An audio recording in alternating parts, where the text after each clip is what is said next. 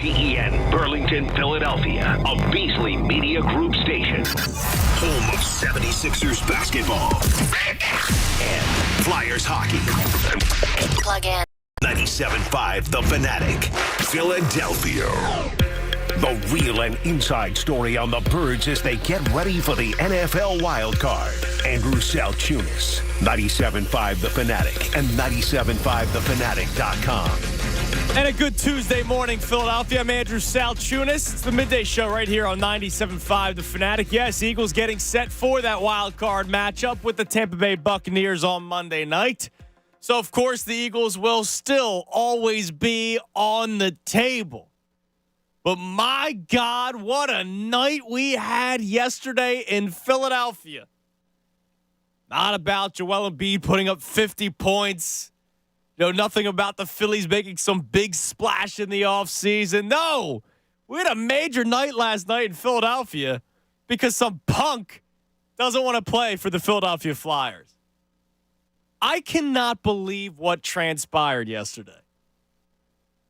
Look, you guys know my deal. I'm very off social media when I'm home because I'm chasing a little one around, right? So he goes to bed. It's around 8 o'clock at night. I go downstairs, grab a beer from the fridge. The day is done, right? It's time to settle in, watch the national championship game, eat dinner. Right? It's time to just kind of cool off a little bit. And then I see the tweet from the Philadelphia Flyers that they traded Cutter Gauthier. And I'm sitting there going, what? What are you guys doing? We finally have a plan. We finally have direction, and you're trading this kid. This kid that I'm seeing snipe shots from the blue line during the juniors for Team USA. He's country pride. I love that team singing the national anthem, arm in arm after they won gold. I'm fired up for a kid that can actually score goals. We always talk about the issues of Philadelphia sports. Phillies can never develop a damn outfielder through their farm system. We're too excited for a guy named Johan Rojas who slaps singles. Eagles wide receivers never develop wide receivers. We are just now in the glory days of A.J. Brown, Devontae Smith. Wing shooters, wing scorers, wing players on the Sixers, they never have those developed, that is. Kelly Oubre is nice. And then with the Flyers, we all knew about the goaltender, but you got one. At least we think. The goal scorer is one that we have not seen in a long time in this city. And when I saw the Flyers trade him yesterday, I love Keith Jones. I love Danny Briere, and I'm ready to freak out. But that's the issue with social media. That's the issue with a society where we react way too quickly before we get the story. Now, I didn't have the Twitter fingers buzzing. I wasn't like, oh, what are they doing? I calmed myself down, took a deep breath, and I said, okay, there has to be a reason why, right? And then we found out. That some 19-year-old punk that doesn't know anything about the city of Philadelphia no longer wants to play here. And I know there's conflicting stories. There was a report yesterday, I believe it was by Al Morgani, that he wanted to come now instead of playing one more year at college, but the Flyers asked him to play one more year at college, and that may have upset him. There's the story that maybe Kevin Hayes had something to do with it because he doesn't like John Tortorella, and Cutter Gauthier and Kevin Hayes have a connection, so maybe Hayes got in his mind. But earlier today, Jonesy was on with the John Kincaid Show, kind of disputed that. But just a strange night to all of a sudden just get upset with Flyers hockey. Now, the beauty is, not that there's beauty in being upset, the beauty is the Flyers are back on the map, right? Like, this is a year now we're starting to finally get excited for the Flyers. Not just because they're winning, right? And ultimately, will they make the playoffs? We'll see. Maybe as a bottom seed, there's still plans that they're going to sell off some of their assets that may be worth more because of the start the Flyers have had this year. And that's probably the smartest thing for the team. In a rebuild, that's probably the smartest thing for the team. But the Flyers are back on the map. People are excited for them. People are excited for direction. People are excited for the future. And one of your highest prospects, the guys that we're all excited about, gets traded because he no longer wants to be here. Today's the day where we're going to react to that. We're going to have some fun with it, as much fun as we possibly can. We're going to come up with a top 10 hate list of guys who were somewhat associated with Philadelphia sports. We'll do that later on in the show. But when that news broke yesterday, my God, I've never seen a kid who barely had any connection. Other than being drafted by the Flyers back in 2022, I've never seen somebody with very little connection go from beloved, right? People were fired up for this kid, to absolutely hated in a blink of an eye. And I love it, and I don't want Philadelphia to let up. I don't. Obviously, don't go too far in some of the stuff you say, but you get what I'm saying. Don't let up. I saw his brother going back and forth with people on social media yesterday. Good. Make the brother's life hell, too. What a crazy night in Flyers land. I absolutely love how Danny Briere handled himself. I absolutely love how Keith Jones handled himself in the press conferences, post-game with Jim Jackson. I absolutely love how Jonesy sounded today. They're clearly disappointed. They're clearly angry. They're clearly not hiding that either. But I love the way they handled themselves. And look, it's a day where we're going to react to a big story. I know it's hard for Flyers fans, the diehard Flyers fans that tune into this station and don't hear much Flyers talk. Probably the biggest issue right now is the fact that the Eagles are playing Monday night. So it's not going to be a 4-hour Flyers show. Today's the day where we still have to talk Eagles. The Eagles play a wild card game in less than a week. But the Flyers should not be lost today, because that's major news that took place yesterday. Now, on the Eagles front, I have a question today for you that I want to react. I'll get Tom's thoughts coming up on the other side. Would love to hear from you as well at 610-632-0975. My question for you today, with all the issues that this team has, field of play, offensively, defensively, specific areas of the field, specific areas of the defense. You know, we read a Bill Barnwell article last week, and Bill Barnwell gave the biggest issue for all the teams going into the playoffs. And the Eagles' biggest issue in his eyes was pass defense. His first line was, I know you're probably reading this and saying, how can I only pick one? Right? Because there are so many issues. But what I want from you today is your biggest personal issue with the Philadelphia Eagles. And it could be anything. It could be the style of play. It could be the general manager. One of the first tweets, I put out the tweet before the show. Somebody started complaining about Howie Roseman. I'll read you that tweet coming up. It could be about literally anything with the Philadelphia Eagles that is your biggest issue. And I'll tell you one right now. My current biggest issue with the Philadelphia Eagles, and it's something that started bothering me yesterday during the show. It was bugging me all night. The Flyers news was the only thing that kind of took me off of it. And then when I was thinking about what to talk about today, I reminded myself of what was bothering me yesterday. And it comes to the head coach. We've talked so much about how this offense has been a problem. Yeah, there have been games where they've scored 30 points. I sounded like a moron to a lot of people after the Eagles beat the Commanders by scoring 38 points. And I said that was one of the most boring 38-point performances I had ever seen, because it was the same 3 plays every single time. And that was when they were still winning, right? Like, I wasn't like saying this is the beginning of the demise. You know, I'm not giving myself any credit like that. But that was one of the more boring offensive performances I've ever seen. And I was like, I wonder if teams are going to figure this out. And sure enough, that's probably the case, to the point where a player is speaking anonymously a couple weeks ago to Derek Gunn saying that the offense has become too predictable. So, Nick Sirianni, this offense is not playing to its full potential. I hear Nick Sirianni take the blame all the time. Doesn't blame Brian Johnson. Says Brian Johnson gets too much heat. Always talks about how it's his game plan. Brian Johnson may call the plays, but don't forget, Nick Sirianni is also giving him the directive going into a drive.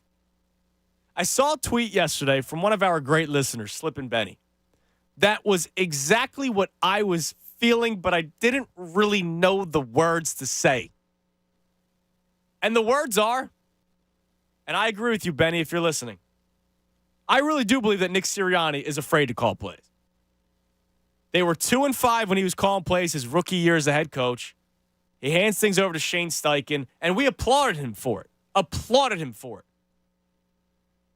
He was considered a great head coach for doing that, for not having pride, for not, being so strong to his belief on his play calls. No, he gave up the play calling, and look what ended up happening. They finished the season 9-7, go to the playoffs. The next year, they go to the Super Bowl. And now this year, with Brian Johnson, I know they were at one point 10-1, but even during that stretch, the offense just never really looked like itself. And so here's the deal. I am officially on the bandwagon of Nick Sirianni needs to call plays. And I know it might not be the best time to do it because you're going into the playoffs. We're hearing right now from players on the defense that are still trying to figure out the communication process from Matt Patricia. There's going to be something that I'm going to complain about regarding communication later on in the show because it's been 17 games, 18 weeks, and it's still an issue.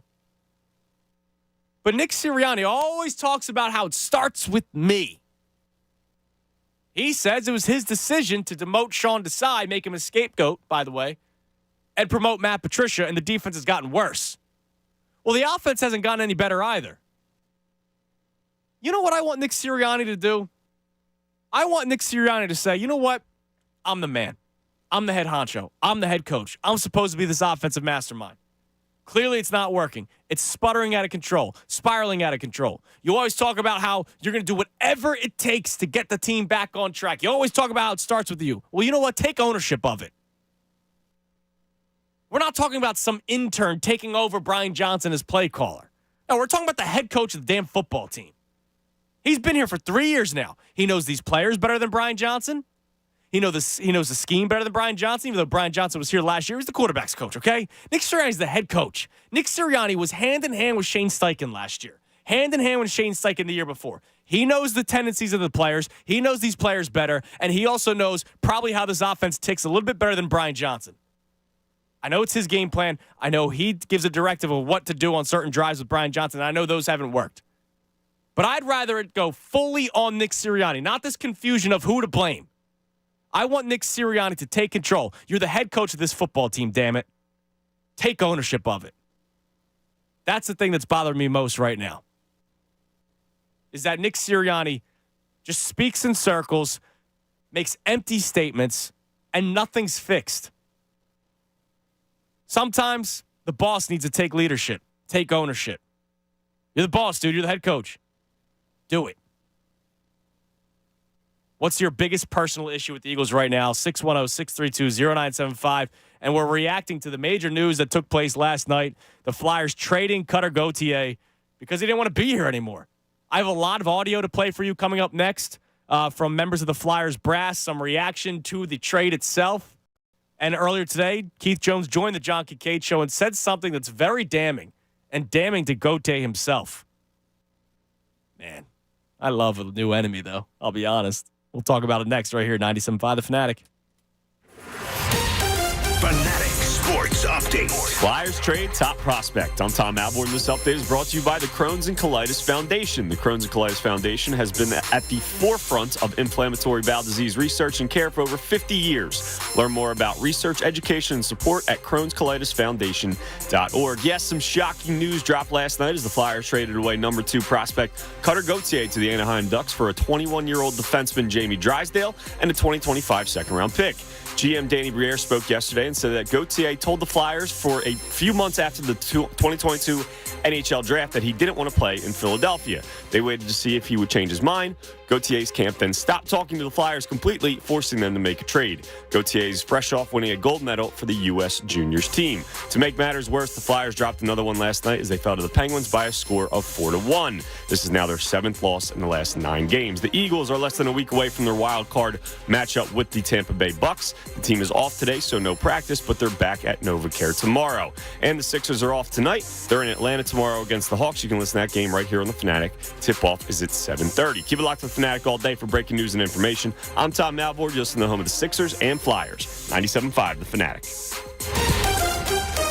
A chance to right the ship. The Birds are heading to Tampa this weekend for the NFL Wild Card. What do they have to do to turn things around? Keep it here all week for the latest developments. 97.5 The Fanatic and 97.5thefanatic.com. Guys, do you feel sluggish and tired all the time? Can't seem to lose weight no matter how much you diet and exercise? Not in the mood anymore? It's very likely you may have low testosterone. It's common for men's testosterone levels to decrease as they age, but you don't have to live with low testosterone. Fortunately, Alpha Men Center are experts at treating low testosterone with testosterone replacement therapy, or TRT.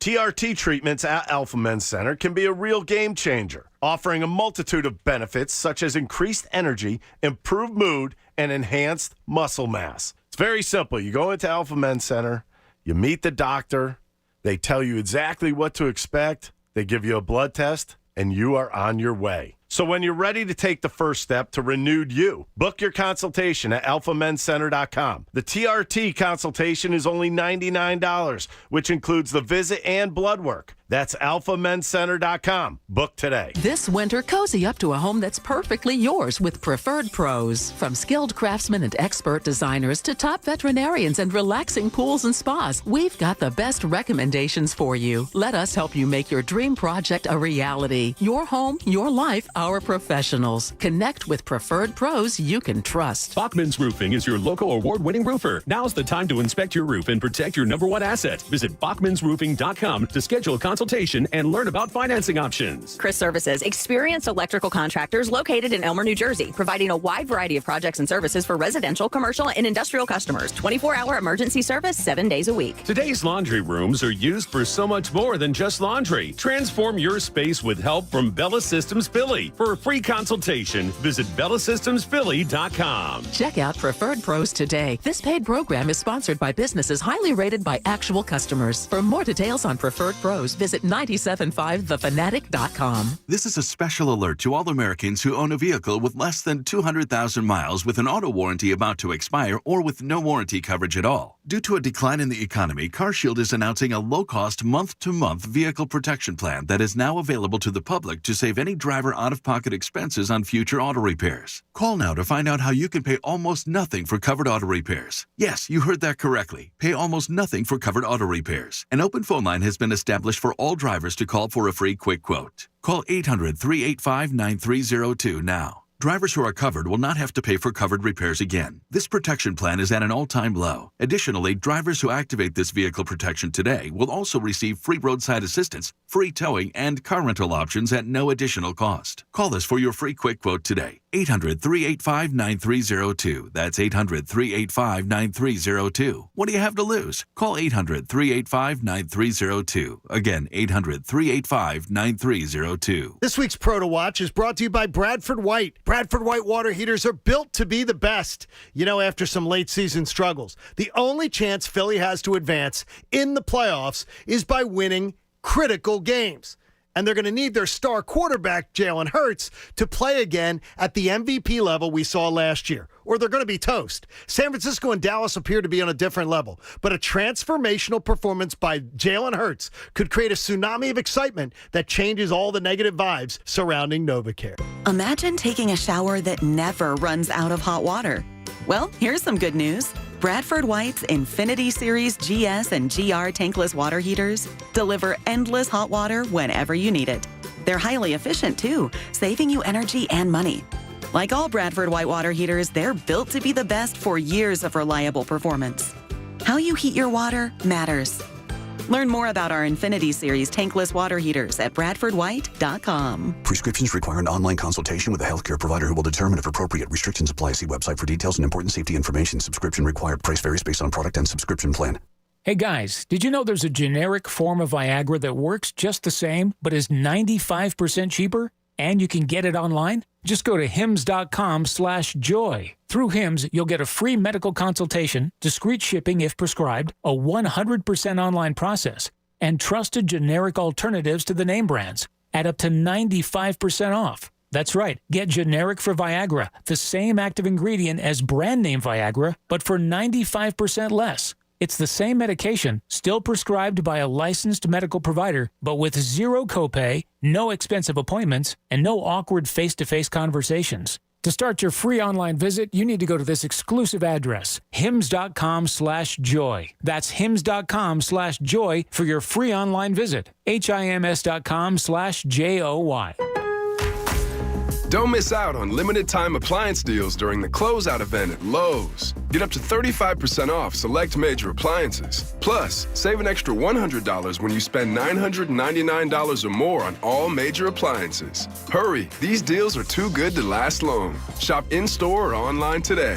Because Lowe's knows home improvement. Valid 1/4 through 1/24. Selection varies by location. While supplies last. See Lowes.com for details. You still thinking job change in the new?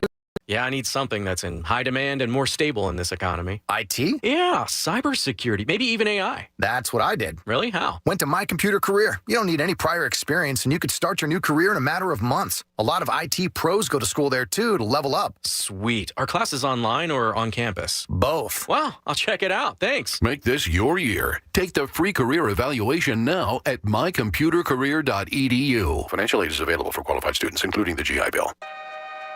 Yeah, how do you make it look so easy on the court and get so many back-to-back wins? It comes down to court domination. With over 900 lawyers nationwide and $15 billion recovered, nobody works harder than Morgan & Morgan in the paint to get the wins. No more questions. Injured? Dial Pound Law or visit forthepeople.com. Morgan & Morgan, America's largest injury law firm. Proud sponsor of the Philadelphia 76ers. Offices, Philadelphia. So you're in the middle of a kitchen update, and you can't tell if that's a faucet stem or a flange. With the Home Depot app, doing doesn't miss a beat. It'll find what you need in a snap, and it'll show you how to find it in store with a tap. Or get it delivered free. For doing that doesn't stop, download the Home Depot app. It's made for doing. Jason Stark plays on one station in Philly, 97.5, The Fanatic. Every storyline, every angle on the Eagles is here all week as they prepare for the NFL Wild Card. You're listening to Andrew Salchunas, 97.5 The Fanatic and 97.5thefanatic.com. It's 10:23, and our 10 o'clock hour brought to us by Window Nation. Take advantage of Window Nation's 50% off sale on all-style windows, plus make no down payment with no payments and no interest for 12 full months. Call 866-90Nation or visit windownation.com. The question, Eagles related, to start the show today. What is it? What's the thing that's bothering you the most right now when it comes to the Philadelphia Eagles? Your own personal issue with the team. And for me, it's Nick Sirianni. For me, it's a guy who always takes blame, but says a lot of nothing. A guy that always talks about fixing things, but never does. A guy that will, I'll give him credit, takes the brunt of the blame. You know, makes up a story about designing a play to try to get a pass interference for A.J. Brown's sake. A.J. Brown called him a fool for saying it. But here's the deal. They improvised, Jalen Hurts and A.J. Brown did, because they did not like the play call. Who's calling the plays? Brian Johnson. Whose game plan is it? Nick Sirianni's. Whose directive is it? Nick Sirianni's. But maybe communication, which has been a freaking issue with this team all season long, maybe the communication between Nick Sirianni and Brian Johnson isn't all that great. Maybe the back and forth, maybe the discourse. Everyone says, oh, don't blame Brian Johnson, don't blame Brian Johnson. Well, here's the deal. Maybe Nick Sirianni and Shane Steichen's discourse was so good that it led to success. Sometimes you just need another voice. You've heard the stories of Carson Wentz and John DeFilippo. It wasn't even Frank Reich. It wasn't even Doug Peterson. We talked about DeFilippo being the guy that was so on Carson Wentz all the time that's the guy that kept him grounded. That's the guy that made him a good quarterback. Once DeFilippo's gone, Wentz went off the cliff. Sometimes just the voices. But if Brian Johnson's voice is not going well with Nick Sirianni's, then I want Nick Sirianni to take full ownership. Full ownership. He always talks about how it's his offense. Well, who knows your offense better than you? Who knows when to call plays better than you when it comes to your offense? My biggest issue right now, personal issue, is Nick Sirianni and his lack of overall ownership of this offense. I got no issues with the dude. I mean, I'm tired of him saying absolutely nothing in 2-minute answers. But Nick Sirianni, the guy, Nick Sirianni, what I believe the leader could be, I got no issues. But taking ownership of an offense that's sputtering when it's his offense, but he just gives the play calls to somebody else, a guy who's not really doing all that well, that's what's bothering me the most right now. Doc Science checks in. Biggest issue for him is Howie. Howie isn't getting the proper amount of heat that he deserves. Hired bozo coaches, put together a trash defense, dictates soft practice mentality, organizational mentality of bend but don't break defense, and only hires yes men that he can manipulate. So Doc Science going scorched earth on Howie Roseman. That's his biggest issue personally right now with the Philadelphia Eagles. Philly Rolls checks in. The quarterback can't manipulate a defense. It's very one-dimensional, it seems.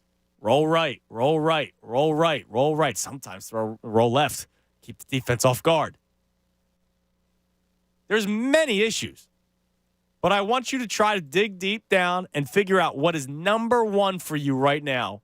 Your own personal issue with the Philadelphia Eagles. 610-632-0975. But Eagles talk is not all we have today. The big story from last night, the Flyers trading Cutter Gauthier to Anaheim. Now, Drysdale's a guy that everybody's excited about. I mean, he's a good player. It's not like you're getting me in return. You're getting a round pick, and you're getting another former first-round pick in return. And he's a defenseman, a guy that the Flyers want. I remember when Keith Jones first came and took over as president of hockey operations, he said on these airwaves that he's going to build from the blue line. That's what he said. That was his direction. That was his idea, his goal. And so you get a defenseman. Okay. But Cutter Gauthier doing what he did, he's become public enemy number one in a matter of minutes. By the way, Jason Martius will be joining the show coming up at 11:30 to talk about all what took place last night. But I want to play some clips for you before I get to the phones, and you can climb in on either topic at 610-632-0975. First, let's hear from the GM. Danny Briere yesterday spoke to reporters. There was a game yesterday.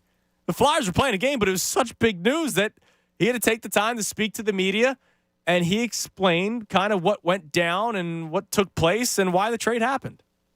Go back to him not wanting to come to camp in the summer? It does. And the reason why we didn't want to say anything was not to hide anything from our great fans. It was to try to protect the kid. We were hoping that at some point he would change his mind. I mean, he had already changed his mind. He looked at us at the draft and told us he was built to be a Flyer, wanted to be a Flyer, and then a few months later told us that he didn't want to be a Flyer, didn't want to play for the Flyers. So in our mind at first, we said we have to protect him. We have to, because if he changes his mind again, and it's out there that he doesn't want to play, it's going to be tough for him to put the uniform on. But when we realized that they refused to talk to us, now it's been months, and he didn't want to be a Flyer, didn't want to be in Philadelphia, it was time to make it happen. It goes back, they told us when he came back from the World Championship last May, I believe. Why did he not want to be a Flyer, or why did he not want to be in Philadelphia? I don't know. We never got an answer, so I don't know much more than that. Just how surprising is it, Danny, given he was pretty gung-ho about being a Flyer when you guys drafted him? Are you blown away that he did not want to come here? We were when it happened. I mean, now at this point, it is what it is. We started looking at how can we turn this and make the most of it. And I have to say, like I have to thank all the other teams that were involved, the teams that called us about him to keep it kind of on the down low, keep it secret, just in case he changed his mind again. But we realized, especially when Jamie's name came up, this was a pretty special player, we felt, and the chance to add him, they don't come very often. So, I mean, it is amazing that it was kept quiet. I didn't hear a single thing about this. Nobody heard a rumor about this. Nobody. Obviously there was some stuff. Jonesy, when he was on with the John Kincaid show earlier today, did talk about how he first heard about it before he even took over as president of hockey operations. So it was out there. There was rumor, but everybody kept it quiet, which I'm amazed. You know how information spreads, even if it's false. Information spreads like wildfire, and somehow that was kept quiet for a long time, which is a credit to Danny Briere, a credit to Keith Jones, and the respect that they get. The respect that those two guys get all across the National Hockey League. And some 19-year-old punk doesn't respect those two guys, which is unbelievable to me. You haven't played a second in the NHL, and you're spitting in the face of two guys that are very well respected. I still remember, after the news came out that Keith Jones was going to be hired by the Philadelphia Eagles, Philadelphia Flyers. Wayne Gretzky, the great one. Wayne freaking Gretzky on TNT took the time. He said, by the way, I want to say this, but, before we get out of here, because I think it was, after a playoff game, I just want to wish Keith Jones luck. I love, the great one. Wayne Gretzky, man, is talking about how great Keith Jones is. But this little punk doesn't even give him the time of day to talk, which we'll get to in a second.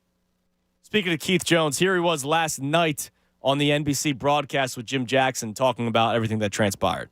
Yeah, he didn't want to be a Flyer. So we had to, come up with a plan. And fortunately, we were able to execute on that plan. His value would never be higher than it was after the World Junior Championships. It was only going to decrease if the word got out there. I have to give a lot of credit to the people that we were negotiating with, that they kept this quiet. It could have become a much more difficult situation. So the other general managers, presidents around the league were outstanding in keeping this a private matter. Pretty tough to do that these days. Yeah, and the leverage starts to change in that case. So you don't want to be a Flyer. You're not going to be a Flyer. And we were very pleased in the return that we got, a player that we coveted and were searching for in Jamie Drysdale, a right-handed shooting defenseman that was a former 6th overall pick. I love that blunt statement. You don't want to be a Flyer? Well, then you're not going to be a Flyer. I appreciate that blunt statement by Keith Jones. I saw some guy on social media. He covers the Bruins. So what are you even getting involved with here? Get out of here. And he was saying, good for the Flyers for getting the return that they wanted. But because they got what they wanted, maybe they should stop dragging this kid through the mud. Oh, son, Cutter Gauthier is the victim in this? What are you freaking talking about, dude? Cover your Bruins. Go back to Boston, okay? Get out of here. Don't be a part of this. Now, if you thought that statement was blunt, here's the head coach, John Tortorella, after the game last night. First part of Kevin's question, Danny said that Cutter didn't want to play here in Philadelphia and didn't want to play for the Flyers. What's your reaction to that? Then we don't want you. I believe you've met Cutter Gauthier before. Were you surprised that he... I don't know Cutter from a hole in a wall, and I'm not too interested in talking about him. I'd rather talk about Jamie. He's the guy that's coming here. Oh, man. That first matchup's going to be fun. Go ahead, skate across the middle. Cutter, go ahead. Now, the most damning thing out of all this, I mentioned it, but the most damning thing, here's Keith Jones earlier today on with the John Kincaid Show, and they didn't even get a call back. Go ahead. My actual reaction was, I can fix this. We had a new regime. We had all new people in many different places, including changing our entire player development, adding Patrick Sharp and John LeClaire and, players and former players of that ilk that, demand respect and are people that I believe are young players coming up that are our property can look up to. They were all new, and I figured as a group we would be able to convince the young man that Philadelphia was the right place for him to play and blossom and become a star. Unfortunately, we were unable to even present that message to the player, and that was of complete frustration for me. Something I haven't experienced before, the opportunity to let somebody know what you're all about. Unfortunately, we were not given that opportunity. Now, I know if you're extremely talented, if you're a good player, people will ignore things. But I do wonder what people already think about Cutter Gauthier across the NHL, that he's not even answering the phone call from Keith Jones. Danny Briere, by the way, who was a very respected player. John LeClaire. You're ignoring those conversations? God. This kid has no idea what he's doing, does he? And I know there's a report that he's worried about the new GM and the new direction. Get the hell out of here, dude. Stop that. Just go play hockey. My God. Tom Alvord in for Ray Dunn today. Tommy, what's up? What's going on, Andy? How are you, Ray is safe in Wichita, by the way. That's good. As he continues his travels, as he does play-by-play for the Temple women's basketball team, his travels have been, I'll say entertaining, following along on social media. Yeah. So it's been a wild ride for Ray, but thank you for filling in today. Oh, of course. Your first thought, were you on last night? I was not. No. No. Well, So I was home. that's right. We had the Fanatic extra, and then we had the Flyers game itself. So you weren't. Obviously the Flyers game was going on when that trade happens, dude. My first reaction, and it's shame on me, but I'm sure I wasn't alone, especially when I was reading the comments, was, oh my God, what are they doing? And then you find all this stuff out. This kid's a douche. Let's be honest, he's a douche. When you first saw it, I first saw it from the Flyers Twitter account. I was just scrolling, and I see it, and I see Cutter Gauthier in a trade, and I'm like, with how Twitter is nowadays, I had to look if it was a meme account, if someone was kind of trying to mess with people on Twitter, and then you see it's real, and you try not to overreact too much, as you mentioned. You kind of wait for more information to come out. And then you hear why, and you're just like, how a guy that we've been talking up for the past week and the past year. No, but more than a week, man. But more so this week. I know it's been exciting because of the goals for Team USA, but we've been excited for this kid for some time now. And a legit top 10, top 15 prospect in all of hockey. It's not just the Flyers. I saw something as high as number 6 in all of hockey right now. A legit sniper, a franchise-altering player. Doesn't want to play here. And then you find out more information. And look, the Flyers were a mess a year ago at this point, right? But he wanted to be here. Yes. When there was a mess. Right after the draft. And I get it with all the Chuck Fletcher stuff and everything that went on. But it's a new regime now. It's Danny Briere, a guy that is respected all across the National Hockey League. A guy in Keith Jones. Patrick Sharp is the other guy that you didn't mention. John LeClaire. These are top-tier guys. How do you not even answer a phone call he's a 19-year-old punk? And look, he's probably getting advice. I don't think this is just him. Whether it's his agent, his family, I don't know. If he's doing this by himself, then, man, he's got a long way to go in life if you're just making these decisions. What's the decision, too? This is a historic franchise. I know it's been a long time since they won, but it's a historic franchise. Yes. It's a franchise that is respected across the NHL. It's people that run the franchise now that are respected across the NHL. And you're putting a middle finger to, not just the fans, but to respected people across the league. That's the strangest thing to me. And is this the only situation in the NHL that is a bit shaky? And it's not even that shaky right now, but like you said, a rookie GM and a new head coach or whatever head coach. Right. There's bad situations all over the National Hockey League. There's bad situations in the NFL. There's bad situations in Major League Baseball. And you know what? If you're the highly coveted prospect, it's your hope to get that team from out of the mud. I mean, that's why teams that play poorly all of a sudden have top draft picks, and then you hope that top draft pick becomes something. He's running from it. And he's a good prospect, but this isn't like Connor Bedard doing this, where you are a generational Connor McDavid. You're a nice prospect. He's probably going to be really good in this league. But for him to have the stones to just not answer a call from the Philadelphia Flyers under different regimes after a year and a half, and you mentioned it, how this didn't get out is astonishing. Yeah, credit and that's the respect factor. Sure. Think. Credit to those guys that run the Flyers organization and Danny Briere and Keith Jones that it didn't get out. I mean, it's a lot of credit to them. But just amazing news yesterday, and the fact that he just doesn't even answer the call is just crazy to me. And Flyers hockey has been back on the map a little bit this year because they've had a good start to the season, but there's also excitement for the future of this team. But there was also excitement because of your prospects. Now, Drysdale's a guy that a lot of people are excited about, that the Flyers are really excited about, and they're happy that they actually got a quality return for a kid that didn't even want to be here. I mean, we're not talking James Harden either, like a guy that's in his mid-30s who's trying to chase after a ring and has been a problem child his entire NBA career. No, this guy hasn't played a second in the NHL. The Eagles question, Tom. What is your personal biggest issue with the Eagles right now? Yeah, the Sirianni stuff drives me crazy with the non-play calling. And the fact that Desai is demoted, but they haven't made any changes at the offensive side of the ball is absolutely maddening to me. To me, though, the number one thing that frustrates me the most, all we talked about all season long for a majority of it, and all of last season, how good this leadership was off the field and on the field. How great of a leader that Jalen Hurts is, Fletcher Cox, Jason Kelce, Nick Sirianni.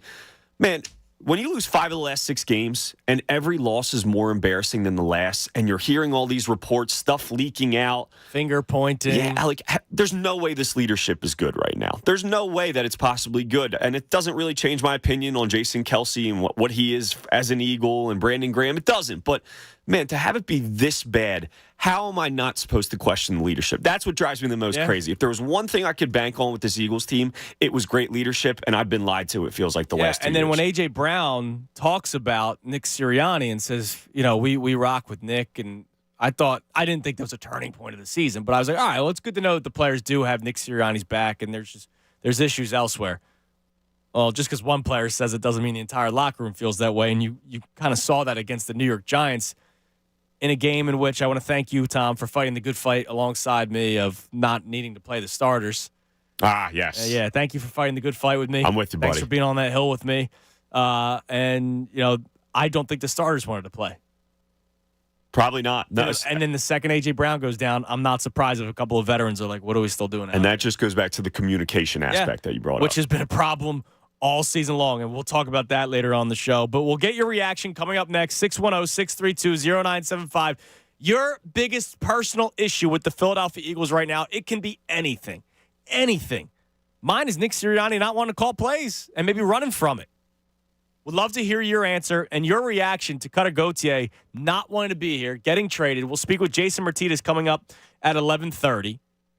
But your call is coming up next, and also a message from multiple people that just needs to stop. Please. A former Eagle, an Eagles fan, and a current Eagle. A message that absolutely needs to stop. I'll tell you what that is next right here on 97.5 The Fanatic. Fanatic Sports Update. Too good for Philly. I'm Tom Alvord, and this update is brought to you by Unbound.org. A girl in Kenya dreams of becoming a doctor. An elder in Guatemala dreams of being part of a community. Reach out and change their world, and it will change your own. Unbound.org. Yes, some shocking news dropped last night as a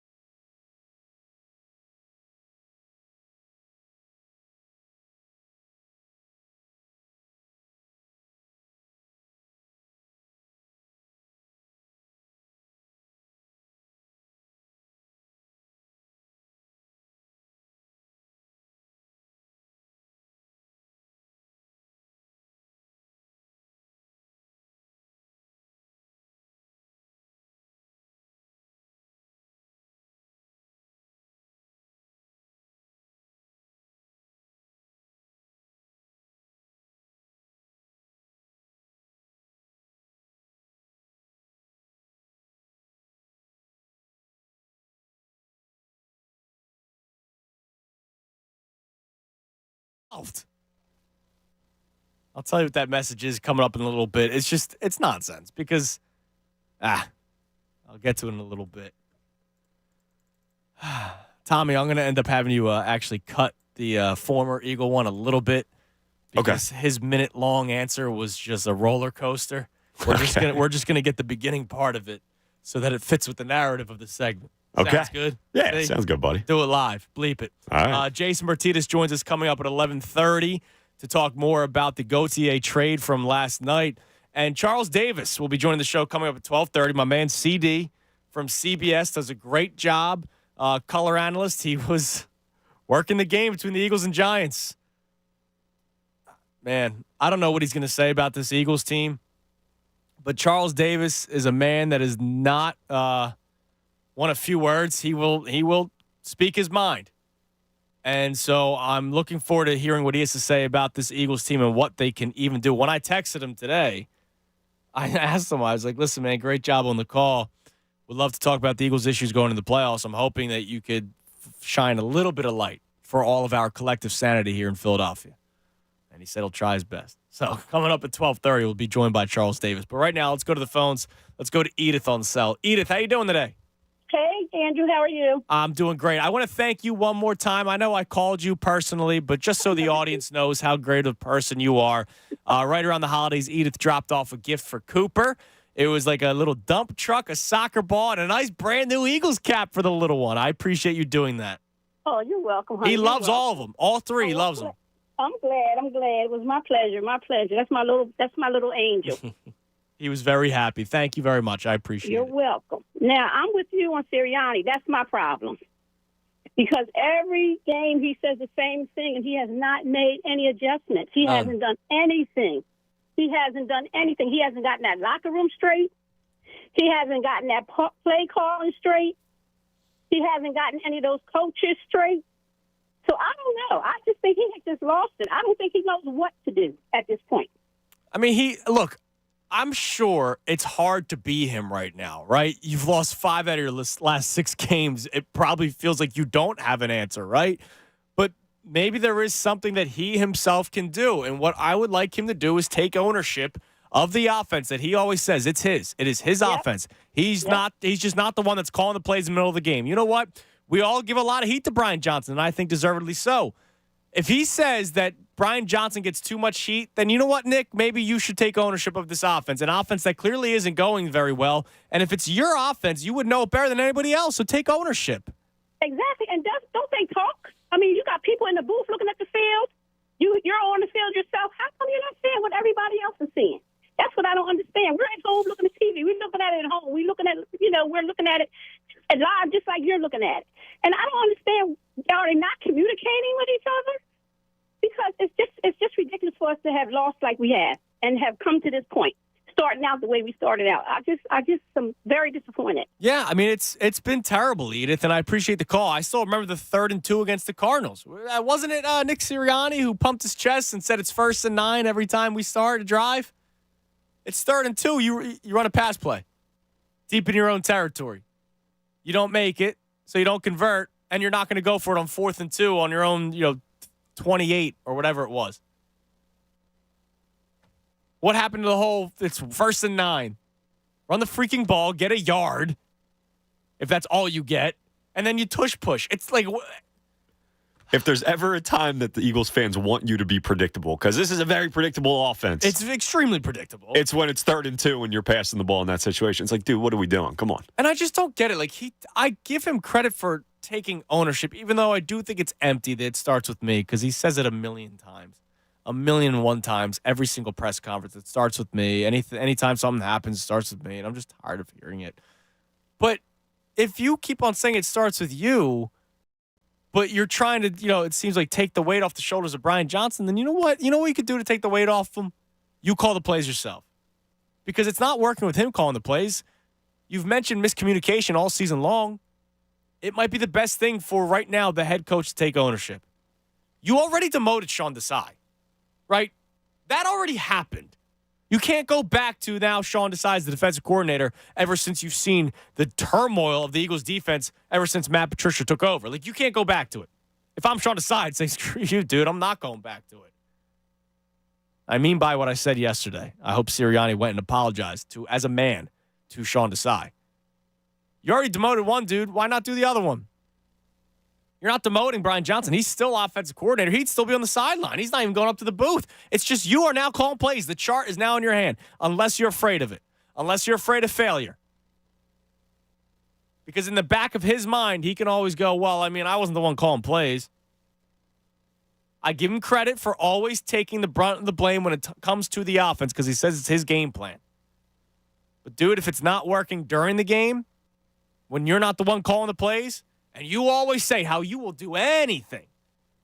The week after the Eagles demoted Sean Desai, it was the Tuesday after, or the Monday, because they played Monday night against Seattle. His post-game press conference, he was asked about, who made the decision. He said, I was the one that made the decision.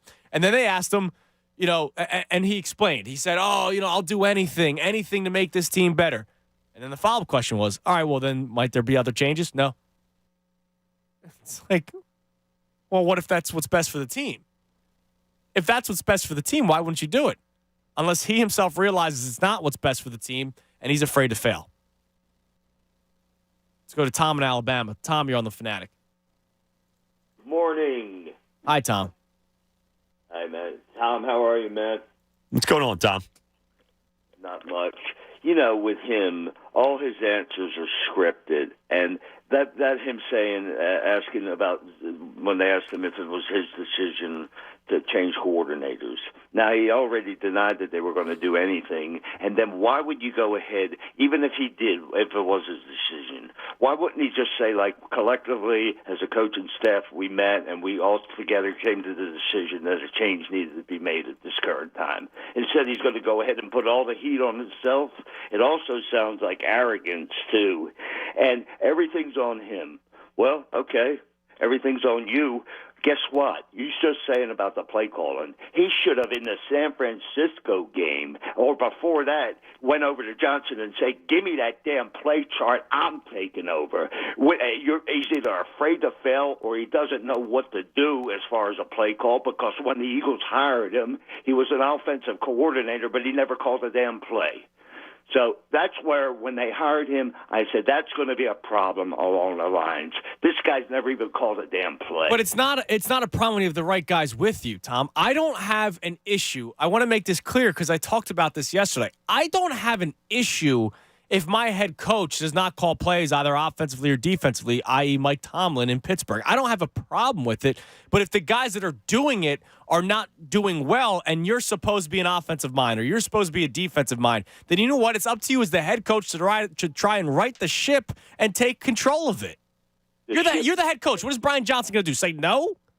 The ship that's sinking, you would want to do all you could do. If you're the captain, you're going to throw yourself on the damn thing or whatever. You're going to save. You're going to give your life up to save everybody else's. You're the captain, okay? Another thing, when Gannon came in, he says a message like, we need to make it as uncomfortable as we can for him. What about if some nut in the face? Oh, and you know what? It wasn't just Sirianni who said that. I appreciate the call, Tom. It was also the defense. The defense talked about how they were going to do whatever they can to show it to Jonathan Gannon. And how did they show that? They allowed the Cardinals to go downfield over and over and over again and not punt one single time. So, yeah, Sirianni got beat by his former counterpart, but it was also the defensive players who got all chesty too, and that led to nothing. I just have a problem with a guy who will always take the blame but will never do what might be necessary. Even though it might not be what's best for the team. Like, he may realize he's not as good of a play caller as other play callers in the NFL. But if you think that you could do a better job than Brian Johnson, why wouldn't you do it? And I'm not even saying that he will be better than Brian Johnson. The fact that it is spiraling out of control. Your offense is the strength of this team. You have A.J. Brown, you have Devontae Smith, you have Dallas Goedert, DeAndre Swift, that offensive line, Jalen Hurts. And you're coming away with 19 points against the Niners, 13 against the Cowboys, 17 against the Seahawks. And then we get overly excited for a 33 spot and a 31 spot against the Giants and the Cardinals, two teams that stink. And the one beat you Actually, both beat you because the Giants beat you the following week, in which you got shut out in the first half when you started your starters. Now, a message that needs to go away and fast. We'll start with Deshaun Jackson. So I mentioned it's a former Eagle, a fan, and a current Eagle. A message that needs to go away immediately because I'm tired of hearing it. It sounds like such a bull spit, S-P-I-T, excuse. And also, if it's true, then shame on you. Here was Deshaun Jackson last week on the Up and Adams show, a part of the FanDuel Network. The Eagles, I think for one, it might be, I like to say like a con artist. I think they're losing on purpose. No, we don't lose on purpose in the NFL because, we take every game serious. But it's kind of reminded me of the year the Baltimore Ravens won the Super Bowl. They lost I think their last 5-6 games they went like 1-4, 1-5. And, I think they just started off so hot. They got away from what their truly identity was. And when I say truly identity, running the ball, keeping the defense off guard. I think they got very comfortable. They was winning.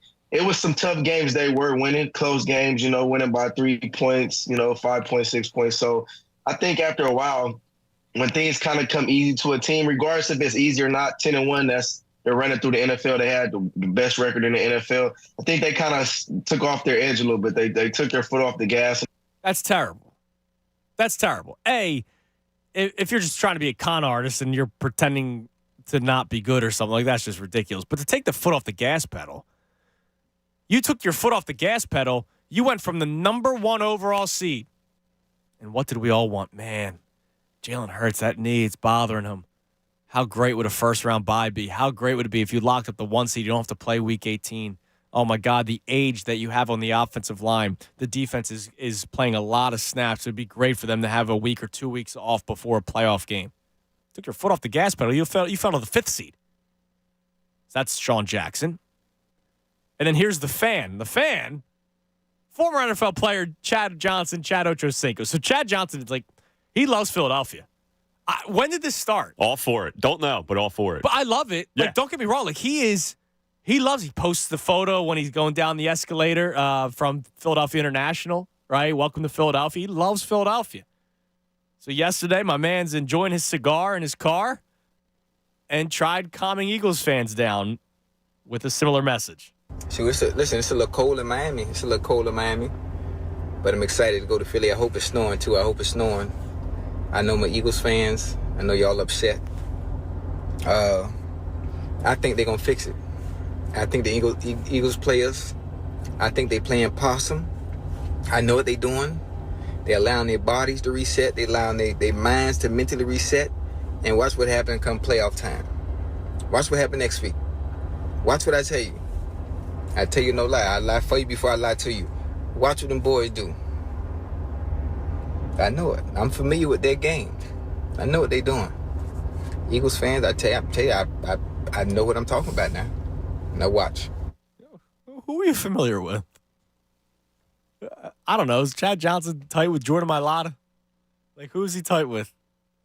I'm sure there's a player that goes, man, Chad Johnson really likes Philadelphia. Let me reach out to him. Because Chad Johnson was a hell of a wide receiver. And I'm sure there's players that look up to him.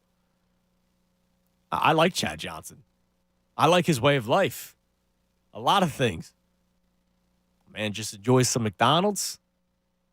He buys fake Rolexes because, you're going to think it's real anyway. I remember him going on that rant. It was great. Great tipper. Tips $1,000. Yeah, I love everything about Chad Johnson, Chad Ochocinco. I love everything about him. Loved him when he was with the Cincinnati Bengals. It was a lot of fun to watch in my younger years of getting excited for being a sports fan.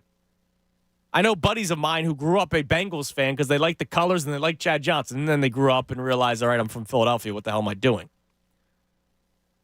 But what are you talking about? What is this rope-a-dope? What is this they're pretending and they're going to catch you off guard in the playoffs. So what? You're going to catch the Buccaneers off guard. Great. You're going to catch the team that barely won the NFC South, winning 9-0 against the Carolina Panthers in the final week of the regular season. All right, you caught the Buccaneers off guard. What happens the following week? They're also going to snap. They're going to click. They'll be fine against the 49ers or the Dallas Cowboys on the road. Darius Slay, by the way, liked that tweet. Yeah, I saw that. That video from Chad Johnson. He's another guy that's on my nerves. And I like Darius Slay. I'm one of the few Darius Slay supporters in terms of the player. But all the other nonsense has been bothering the hell out of me the last couple of weeks. So that's the fan. The worst thing is that a current player is actually saying it. And that's pretty damning to me. We played this a couple times yesterday. Here's Dallas Goedert uttering the same thing that guys on the outside were saying. This dude is on the team.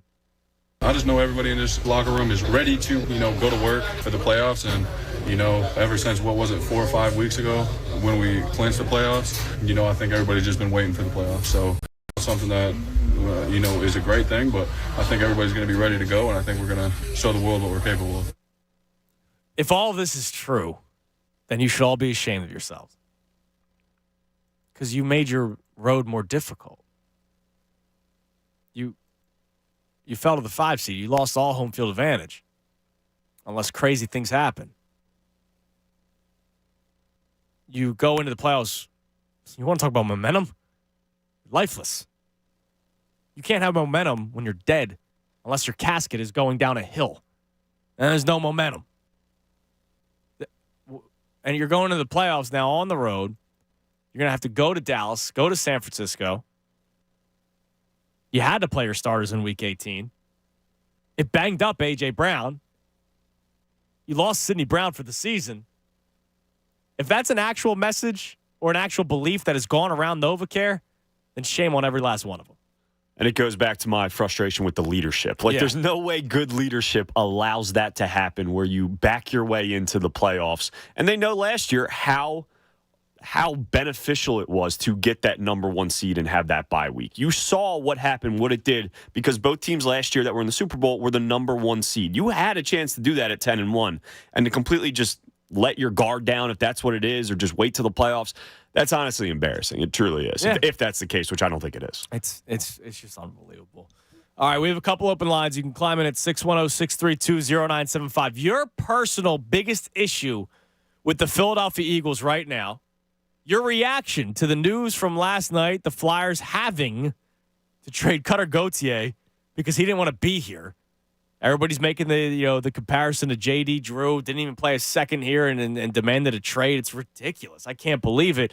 I'll speak to a man who's very well in the know. Jason Martius will be joining the show coming up at 11:30, but your calls before that, 610-632-0975. I'm Andrew Salchunas. It's the Midday Show right here on 97.5 The Fanatic. Fanatic Sports Update. Goodbye.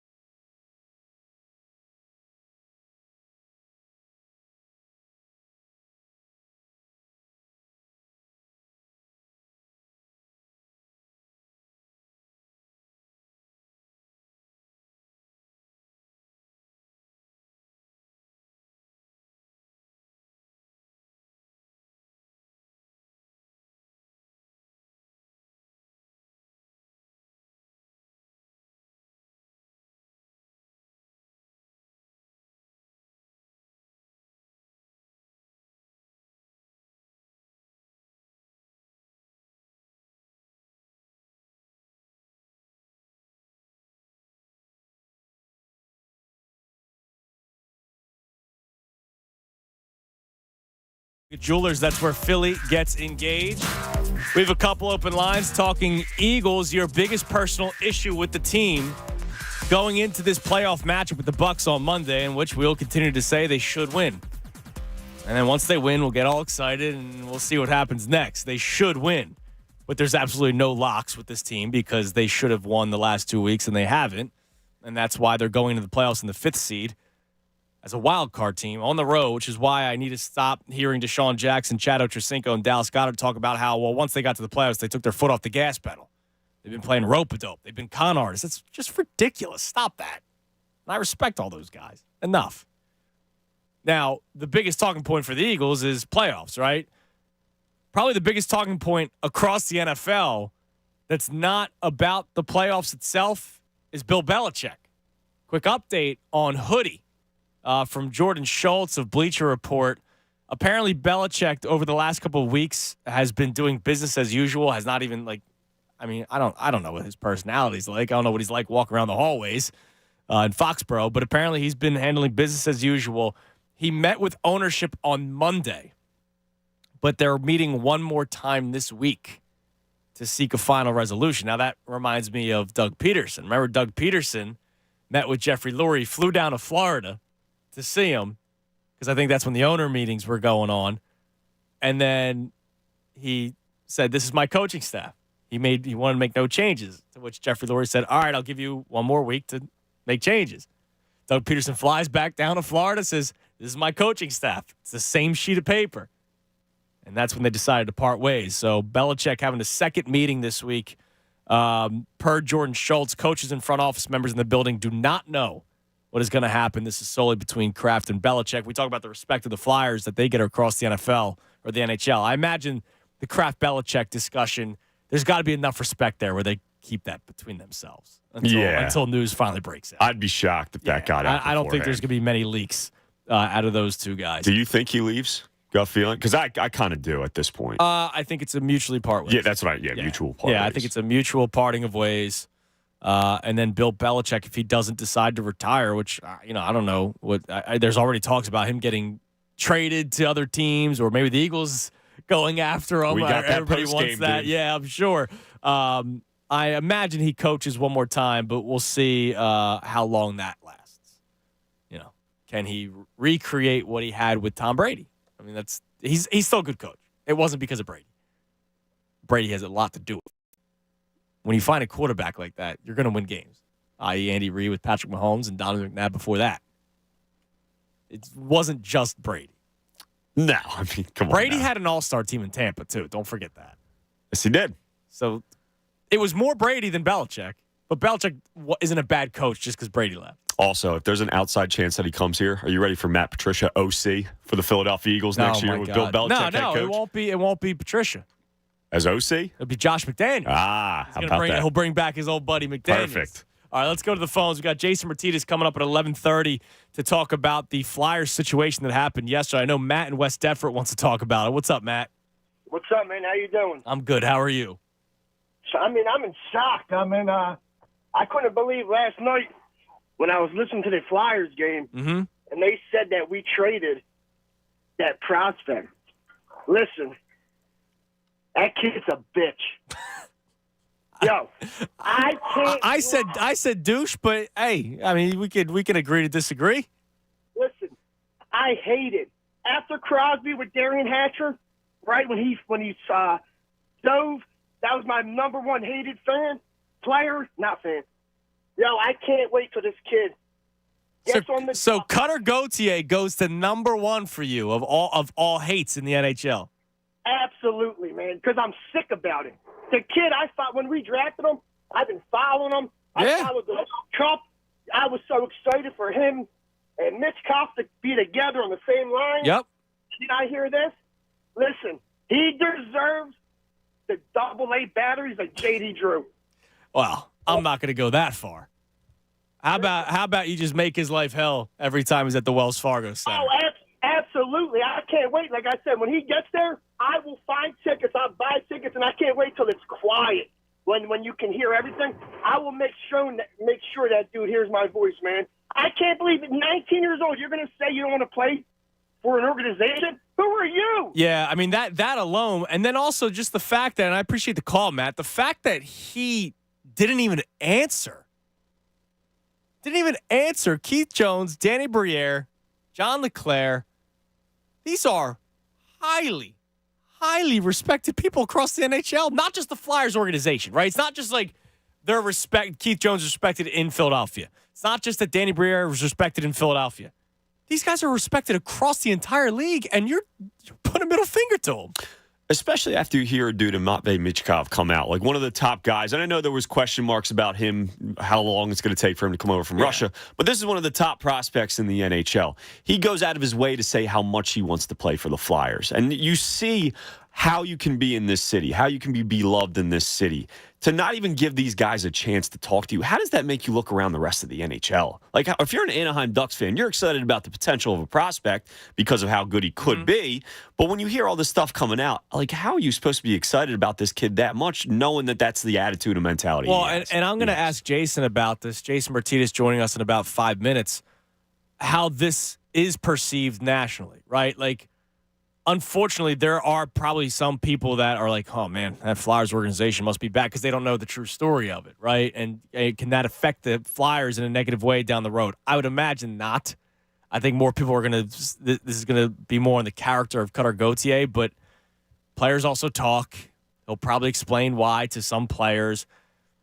I mean, ultimately, he's a 19-year-old kid. I don't know if he's going to really impact the decision of like a mid-20-year-old free agent. But it's just ridiculous that this is now also on a storyline when everything was on the up for the Flyers. We're all excited for the Flyers, and then this happens. Let's go to John in Huntington Valley. John, you're on the Fanatic. What's going on, Judas? What's up, John? Not much. So this whole Eagles thing, before everybody jumps down my throat and tells me I'm crazy and whatnot, I really need everybody to actually think about what I'm about to say. Okay. This whole situation just seems way too familiar. Like, I feel like we have like a Carson Wentz situation all over again. So I said something a couple of weeks ago about the fumbling issue. And I'm not even talking about the. No, I know. So there is a weird relationship with Jalen Hurts. I did a whole show, John, on why can't we be more critical of Jalen Hurts without being considered a hater, right? And that was a whole show I did, and I brought up the fumbling issue. But now all of a sudden there's like the locker room stuff. There was the random report about him, players or people inside NovaCare wanting him to maybe change his personality a little bit, not being so stoic all the time. I don't think it reaches that level. During the Seattle game? Yeah, I know. I don't think it reaches that point. I don't. But I understand where you're coming from. Like, you paid them too early. Now your coaching staff looks like they're idiots, which, I mean, they might be. But, like, it's the whole Carson Wentz, Doug Peterson thing all over again. Yeah, it feels very similar, doesn't it? Now, the only big difference is they were at least 10-1 at one point, right? I think a lot of issues happen when you're losing football games. That year when it was the end of the Carson Wentz era, they won 4 games that year, and one of those games was Jalen Hurts at the end when he took over. You know what I mean? Like that is a bit of a different situation than what we have this year, but I understand where you see these similarities. Yeah, I mean, it's a little crazy.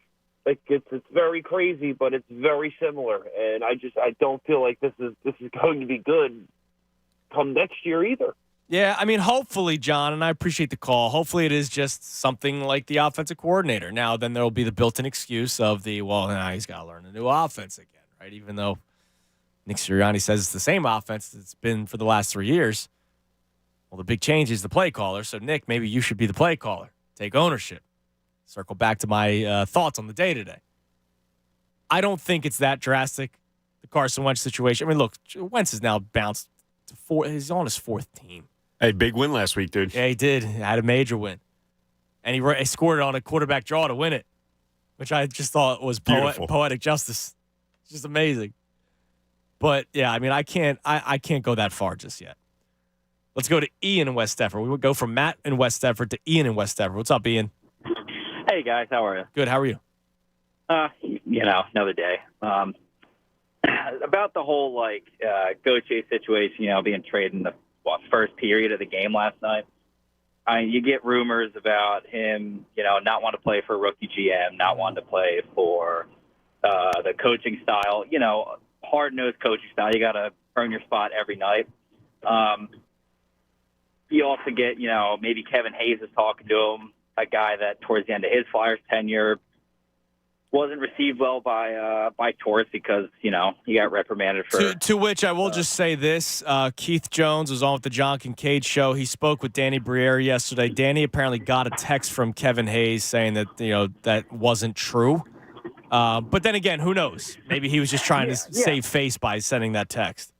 Yeah, but I mean, look at how he just did in the World Juniors, MVP, that could boost your ego a little bit. And again, maybe if he's not so easy on the coaching style of, you got to work hard, you're not just given your spot. If he wants to be that type of player where he's given a spot, that's not going to fit in their system now. So now he starts causing problems. Oh, I'm going to play for you guys. Now I'm not going to play for you guys.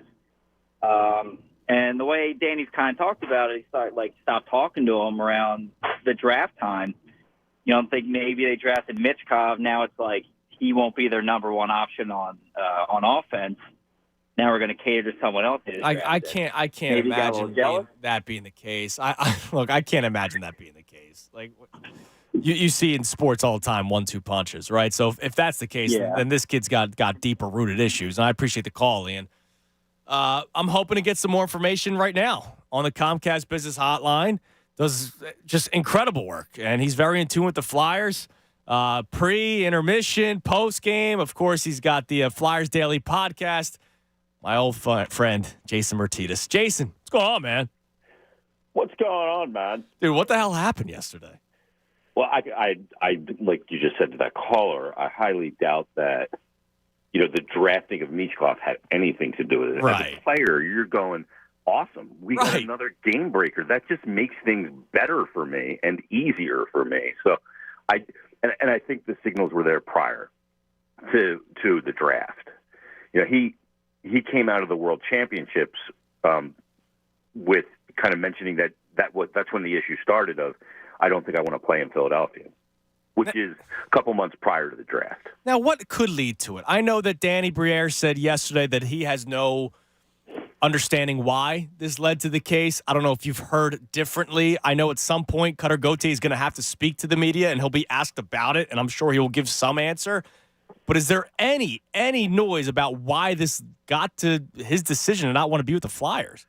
Well, there's a ton of noise, but is it misguided or noise, or is it the real reason? Everything. You're seeing everything from he didn't want to play for the head coach, which I don't think is the case. He wanted to turn pro after his freshman year at BC. They didn't think he was ready. That's the reason Kevin Hayes infected him. I don't know what the reason is. But what I know is if it's any of those things or something else, if you don't want to be here, then we don't want you to be here. Some people just, this, Andrew, some people just aren't built to play in this environment. Mm-hmm. So go play in Anaheim, dip your toes in the water. I got my toes in the water. Good for you, right? But it's not for everybody. And if that's an issue or any of those things are an issue or something like that is an issue for him, then good riddance. And look, I don't say that without the consequence of knowing the player that I think he's going to be. I think he's going to be a really good player, an important player. And I'm bummed that they're going to lose the talent of what they had in him when they drafted him and how he developed. But, there's some red flags here that are very disturbing when you're trying to build something. And now let me ask you, off of what you just said about Cutter Gauthier, the player that you hoped we saw here in Philadelphia, let me ask you two questions for people who aren't very well in the know with Cutter Gauthier. A, who do you compare him to out of anybody else in the NHL? Like, who is Cutter Gauthier? And how often does something like this happen where a player is drafted, because has happened in the past, but a player is drafted, obviously he's supposed to sign his rights after college because it's different than an international player, and he decides he doesn't want to go to the team that he was originally drafted by. How often does that happen? It does happen. And you see some pretty big cases of like Adam Fox, who is in New York, was drafted and made it clear he was going to wait it out to get to New York. So he was traded a couple times, ended up with the Rangers. Eventually, the team has to figure that out, right? They have to go, okay, am I better off making an example out of this high-end player and saying, you know what, you're going to sit and linger for 4 years, or are they better off just moving on, getting something for it, and moving forward? And at some point, somebody's got to make that Achilles stand, though, right? Right. To end this kind of thing. But it's not good for the team. You want to get something out of it. And, when it comes to kind of a comparable for him, I mean, there's a couple guys that I think he compares to. He's a really good shooter. He scores a ton in the NCAA, shooting from anywhere. So I think he was going to be a scorer at the NHL level. The way he skates and the way he moves, body type a little bit, I looked a little bit like Chris Kreider. That's a guy that I kind of said he could be like. Kreider's always left you wanting more because he's such a physical specimen. He moves so good and stuff like that. But he does have a 50-goal season. So I think it was in that kind of vein. Well, it's really good for him to ignore a phone call of a former 50-goal scorer in John LeClair. Jason, how is that perceived by other people in the NHL? I mean, we're talking about Danny Briere and Keith Jones, and not just two guys that are respected here, right? Like, obviously, we all love Danny Briere, Danny Hockey, what he did in the playoffs. We love what Keith Jones has been to this city before he even took over as president of hockey operations for the Flyers. But these are guys that are respected all across the league. I told a story earlier today. At the end of last season, after Jonesy took the job, the great one, Wayne Gretzky, during a post-game show, wanted to say goodbye to Keith Jones. You want to talk about respect, and a 19-year-old kid won't even answer a phone call? Yeah, well, first of all, Jonesy and Gretz come from the same hometown of Brantford, Ontario. Jonesy says he's the second best player to ever come out of Brantford after Wayne. No, I mean, that's the other big thing, Andrew, that really hit me, is that he wasn't even communicating. He wasn't taking calls from John LeClair, wasn't taking calls from Patrick Sharp. Patrick Sharp's a 3-time Cup champ that played at the University of Vermont College as well, like John LeClair, in that college route, and they won't take their calls. Jonesy, Danny Briere, and Patrick Sharp flew to Sweden for the World Juniors to meet with the family and meet with him to see if they could present their plan and change his mind. They wouldn't take the meeting. Oh, my God. I mean, flying to Sweden is not like flying to Dover. You know? So those are huge red flags for me. It's very disrespectful to a team that drafted you 5th overall and that you looked in the eye and said, I want to be a Flyer, when you had your pre-draft meeting with them. And, to act that way, like petulant like that, again, another huge, huge warning sign about the character of this kid and his family. And it's odd because his mom was born and raised in Reading. Right. Yeah, I know. That was one of the things he talked about on draft night. I saw that clip going around yesterday. My mom grew up a Flyers fan. This is exciting for me. So what changed? I mean, that's the biggest thing. And if you're Anaheim, obviously you're excited to get a 19-year-old goal scorer. Obviously, you're excited as an organization. But we're talking about red flags, obviously, because we might be a little biased because he wanted to leave here. But I would imagine other teams, including the team just acquired him, might think a certain type of way about him. Yeah, I mean, it's a red flag, and it's something that they have to vet. But, I mean, he is a really high-end talent, and his value was probably never going to be higher than it was this week coming off that World Juniors and the Offensive Player of the Tournament award. He had 12 points in 7 games, 10 of them assists. So his value was never going to be higher. And the other part of it, too, is the Flyers have been a leaky organization over the last couple of years, and information would get out. The fact that Danny Briere and Keith Jones and the organization has been able to operate under cloak and dagger without anybody having a clue this was coming makes a big difference. If this gets out publicly, I think the trade return is far different. Oh, I'm sure. And then also, I said this at the beginning of the show today, that speaks to the respect that those guys have because they did talk to teams, right? And teams could have easily leaked. They could have leaked information, the teams that they spoke with, but the respect that these guys have across the board confuses me even more that some 19-year-old punk won't show them the respect that everybody else will. Now, before I let you go, Jason, tell us a little bit about Drysdale. So 2020 was the number 1 rated draft, D in the draft. He's the unicorn, if you will, in the sense that he's a right shot defenseman. Everybody clamors for the right shot defenseman. And he's got top pairing potential. In his first year playing pro, he played a good amount of games. I mean, he was 18 or 19 as a teenager at the time. Mm-hmm. and it takes time for D. But he did miss about 70-plus games last year because he had a torn labrum that he had to fix. And then this year he was dealing with an injury in the beginning of the year, and he just started playing in December. So he only played about 10 games. He flew to Nashville yesterday to play the Preds tonight for Anaheim, but then he got to jump a plane and flew to Philadelphia. He's practicing now with the team. Oh, okay. And it looks like he'll be in the line. But, right shot defenseman, always good, but I look for another move to follow because now you have too many of these guys. Maybe Sean Walker is a guy you can deal now. All right. It's going to be interesting to pay attention to. Jason, listen, man, I appreciate you taking the time coming on today. You're doing a tremendous job. I'm sure that must have been interesting for you yesterday because you're doing, intermission reports. And all of a sudden, this big news breaks. So I'm sure you were busy yesterday. You're going to be busy all day today. But thanks for coming on today. I was never less connected to a game I was doing than that one last night. Wait, the Penguins are in town? I had no idea. An afterthought. Yeah. Thanks, Jason. I appreciate it. Yeah, Andrew. There he is, Jason Martius on the Comcast Business Hotline. All right. A little bit more on the trade that took place yesterday. A 19-year-old kid not just ignoring a phone call. Dude, he pulled the Ben Simmons. But this time, remember, they asked first, should we come to L.A.? Remember the Ben Simmons, the players wanted to go out there, and he said, no, stay in Philly. They actually flew out to Sweden. To Sweden. Oh, my God. Could you imagine how pissed off you would be? That's a lot of miles you don't get back, man. No. And, you're just sitting on that plane. And I know they fly different than you and I, but still. Still a long flight. Nobody wants. And the family, too. That's why I get it. It's a lot of this is him, but the family, his mom who's from Reading, they don't have the what? They don't have the they have the audacity to stand up Keith Jones and Danny Briere when they fly to Sweden. Two guys that are respected all across the National Patrick Hockey Sharp, League. 3-time Cup champion, as Martinez mentioned. Yeah, it's a great start to your NHL career. Oh wait, by the way, he hasn't played a second in it yet. We have two open lines. You can climb in at 610-632-0975. We're going to have some fun off of this Cutter Gauthier trade as much as you can. We are at some point going to come up with a list of the most hated athletes that had something to do with Philadelphia. Not just Larry Bird. No, they were either all on the Philadelphia team or were drafted by a Philadelphia team or were signed by a Philadelphia team and never played. Andrew Bynum. So we're going to come up with that list, but also your calls on the Gauthier situation. But what is your biggest personal issue with the Eagles right now? I see a caller that wants to talk about practice habits.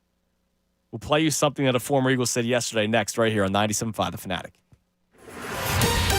Fanatic Sports Update. JD Drew 2.0. I'm Tom Appleton. This update is brought to you by Lowe's. Shop the closeout event now at Lowe's with big savings on the appliances you need now. Lowe's knows in home improvement. Shop the closeout event now at Lowe's. Yes, some shocking news dropped last night as the Flyers traded away 2022 fifth overall pick Cutter Gauthier to the Anaheim Ducks for defenseman Jamie Drysdale and a 2025 second rounder. Gauthier reportedly refused to play in Philadelphia and completely cut off all contact with the Flyers. Head coach John Tortorella spoke highly of Gauthier postgame. Then we don't want you. I don't know Cutter from a hole in a wall, and I'm not too interested in talking about him. I'd rather talk about Jamie. He's the guy that's coming here. The guy that's coming here is Jamie Drysdale, a 21-year-old right-handed D-man who was the 6th overall pick in the 2020 NHL Draft.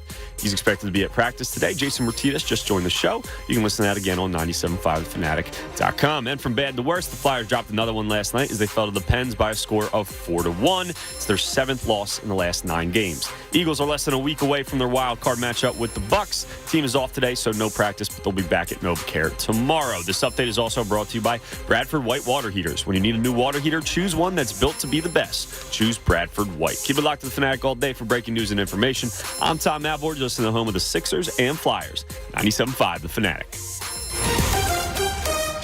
The big plays, the moments that matter. Tyrese Maxey here to tell you this is the radio home of the Philadelphia 76ers. 97.5 The Fanatic. This is DeAnthony Melton reminding you every Sixers game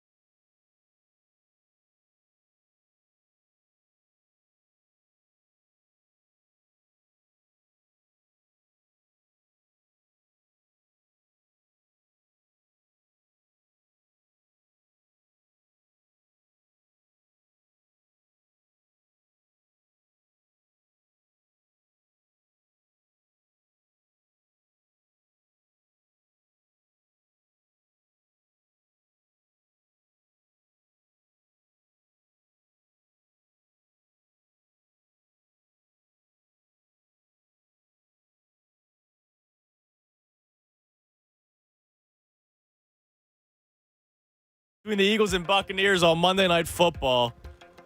They couldn't have done it Saturday for our collective sanity. No, they had to do Monday. And then if they win Monday, in which they should win Monday, then they have to go on the road, either Dallas or San Francisco on a short week. Isn't that really cool, Tommy? Awesome. Yeah. If they win Monday. If they win on Monday. Well, that's why I said they should. But it's a big if. I mean, there's absolutely no locks with this team anymore. Absolutely no locks whatsoever. Speaking of the San Francisco 49ers, so I see a caller that we're going to get to momentarily about Javon Hargrave. So was this whose podcast? Was it on the 49ers player? One of the players of the 49ers has a podcast. I don't know off the top of my head, but I will check. Well, that's fine. All I know is Javon Hargrave was on a podcast. And Eric Armstead. Okay, of the 49ers, right? Correct, yeah. Yes. He was on his podcast, and he was being asked about practice habits, comparing the Eagles to the San Francisco 49ers. And take a listen to what Javon Hargrave had to say. What's the biggest difference in team culture from Philly to here? I hate to say, it's just like it's kind of the same. It's kind of similar because I think we all was very close. Like even in Philly, it's very close. Like everybody was pretty tight. But I can say it's like extremely harder. Like practices, like even like here, it's more. Yeah, here. Yeah. Very more demanding. Yeah, we. I think it's like more so like how people call like the Golden State coach and the Miami Heat. Yeah. Over here it's the Miami Heat. Over there it's the Golden State because it's more chill, more relaxed, All right. Couple of things. Number one, I'm never going to listen to a word that man said. Javon Hargrave. I'm never going to listen to a word that man said. That dude put a knife in the back of every single member of the Philadelphia Eagles. When he first signed with the San Francisco 49ers, I didn't care. Hey, you got paid. Good for you. I had no beef with him going to San Francisco. My beef was when he signed there and was asked about the Eagles-Niners NFC Championship game, he did the whole, well, if Brock didn't get hurt, it would have been a different outcome. So that dude who went to war with every member of the Philadelphia Eagles, let's go specifically to defensive line. Fletcher Cox, Jordan Davis, Hassan Reddick, Josh Sweat, Milton Williams, Brandon Graham. He went to war with those guys. Those guys that made the injury happen, by the way. The pass rush got to Brock Purdy. The pass rush got to the backup quarterback. They did that. And he goes on his very first radio or TV appearance, whatever, press conference, and he puts a knife in every member of the Eagles team. His teammates, forget us, the fans, the teammates, put a knife in all their backs. So I will never really, truly listen to a word that man says. Now, practice habits have changed. And Nick Sirianni has instilled a different sort of, he brought up the word culture, so I'll bring up the word culture. But were we complaining about it last year? I understand when that clip goes out there because of how freaking bad it's been the last 6 weeks, because of how bad the tackling has been the last 6 weeks. We weren't complaining about it for a second last year. Because he says it now when things are going poorly, people are jumping all over it and pointing to this potentially being one of the reasons why the Eagles are struggling. Now, the one thing I will kind of hold on to, Jalen Hurts and Sidney Brown, two players that have been on the record saying in different ways. I remember Hurts said himself, you can't practice the same way every single week and expect different results. And this was when the losing was happening. But I don't think it's because they're, playing two-hand touch. I think it's just something that's going on at practice that maybe people aren't rocking with. I don't know. But Javon Hargrave, what he had to say about Brock Purdy when he first signed with the 49ers, I can't believe a word that guy's saying it at all. But I know Chris wants to talk about it. Chris, you're on the Fanatic. Hi, what's up, man? No, I completely agree with you in terms of, we weren't complaining about it last year. It's just troublesome. It just adds another layer, and that's the biggest thing. Is right. And it's evident. I mean, they're not doing well this year, and you credit that to practice habits. A lot of times they say you practice how you play, and maybe there's something to it. Not saying that, being a trader, but maybe there is an aspect of the culture that, a previous player is just saying, hey, maybe they do work a little harder in practice, and maybe, they're not just chilling. I think he said, we be chilling. It's just not a great look. I also wonder, Chris, if Javon Hargrave was there last year. Could he? Obviously, he wasn't. I wonder what the practice habits were like last year. Maybe they were just as difficult, or maybe they're a little more determined this year after losing the NFC Championship game last year. And so they're practicing harder this year because of it. Maybe the Eagles shouldn't practice all too hard because they played into February last year. You know what I mean? Like, we talk about the tolls that the bodies take playing football. I don't know exactly. I'm not at practice, right? I do know, speaking with reporters, that practices aren't hard hitting at NovaCare these days. But I'll go back to what I said, and you even agree with it. We weren't complaining about it last year. They got over to the Super Bowl. I'm an anti-sit them during the preseason guy. I want them to play during the preseason. I don't like the idea of, the first 4 weeks is pretty much the preseason. Well, if you don't get things right after the first 4 weeks, like you've seen this year with the Eagles, it's not going to get better. But I don't think the practice habits is the reason why they've started spiraling the last 6 weeks. I'm just wondering maybe if you can cut it a little deeper, and I might be taking this too far, but you start to think about maybe this is why those guys are sticking up for their boss, It's one of those things to where, hey, they have it great right now. And they probably had it great. They can take days off when they need to. They have it really easy compared to probably teams that they've been with in the past. And it's maybe one of those things. I don't think so. Because the frustration after a loss on Sunday, I think, is stronger than the happiness going into a practice on a Wednesday where you're, what are they doing? Singing Kumbaya? Like, I don't know. I don't think they're going that calm, Chris. I appreciate the call, man. And look, Chris isn't alone in thinking that. Tom and I talked about this before the show. You have a similar opinion that nobody was pointing out practice habits last year. The practice habits are probably more the same. I think the biggest issue with Sirianni, and again, I'm not there, so don't take my word as gospel, but I remember every reporter talking about Nick Sirianni getting to every finer detail in practice.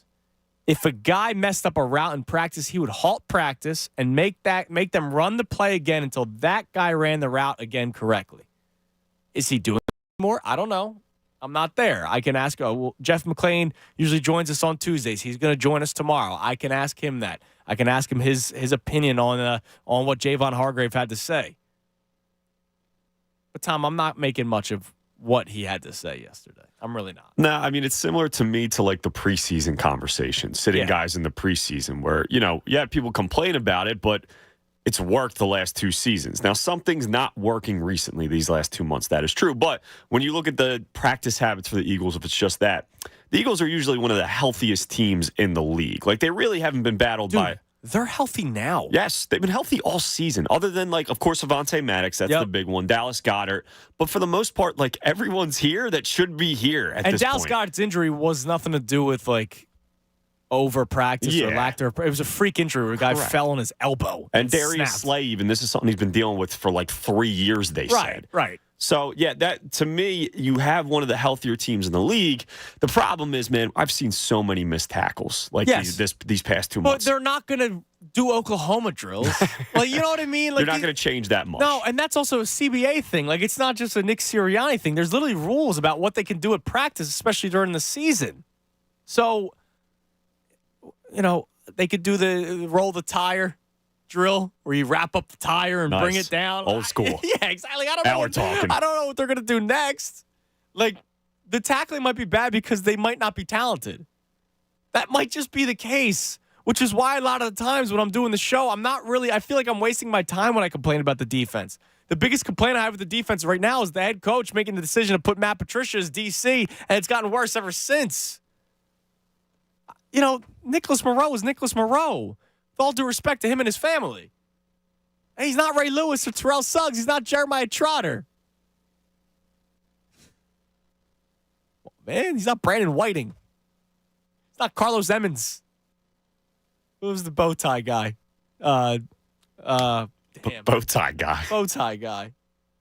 He played for the Giants, too. Linebacker. Oh, my God. I do not know. Shame on me because he had a name that was similar to another player on the team. Oh, my God. This is my childhood, and I'm completely missing this. Donnie Jones. Dhani Jones. Not Donnie Jones, the punter, but Yes. Dhani Jones, the linebacker. You know, Nicholas Moreau's none of those guys. That's how, like, that might be why he can't tackle. I saw a video posted yesterday of Eli Ricks trying to make a tackle in the open field, leading with his shoulder, turning his head and leading with his shoulder. That might just be Eli Ricks. Yeah, what, undrafted rookie? Yeah, like I don't think it's because they haven't worked on practice or tackling drills. Another former Eagle has spoken. This time, Chris Long. And I don't know if I disagree with him. I might actually be in agreement with him, even though I still hate it. Hear me out. So Chris Long on his podcast, Tom, quote, I think the best thing that could have happened to the team is them being on the road and playing the Bucs. I think if this team played at home, they pissed down their legs because of the pressure. The minute they get booed, go 3 and out, I'm not betting on them.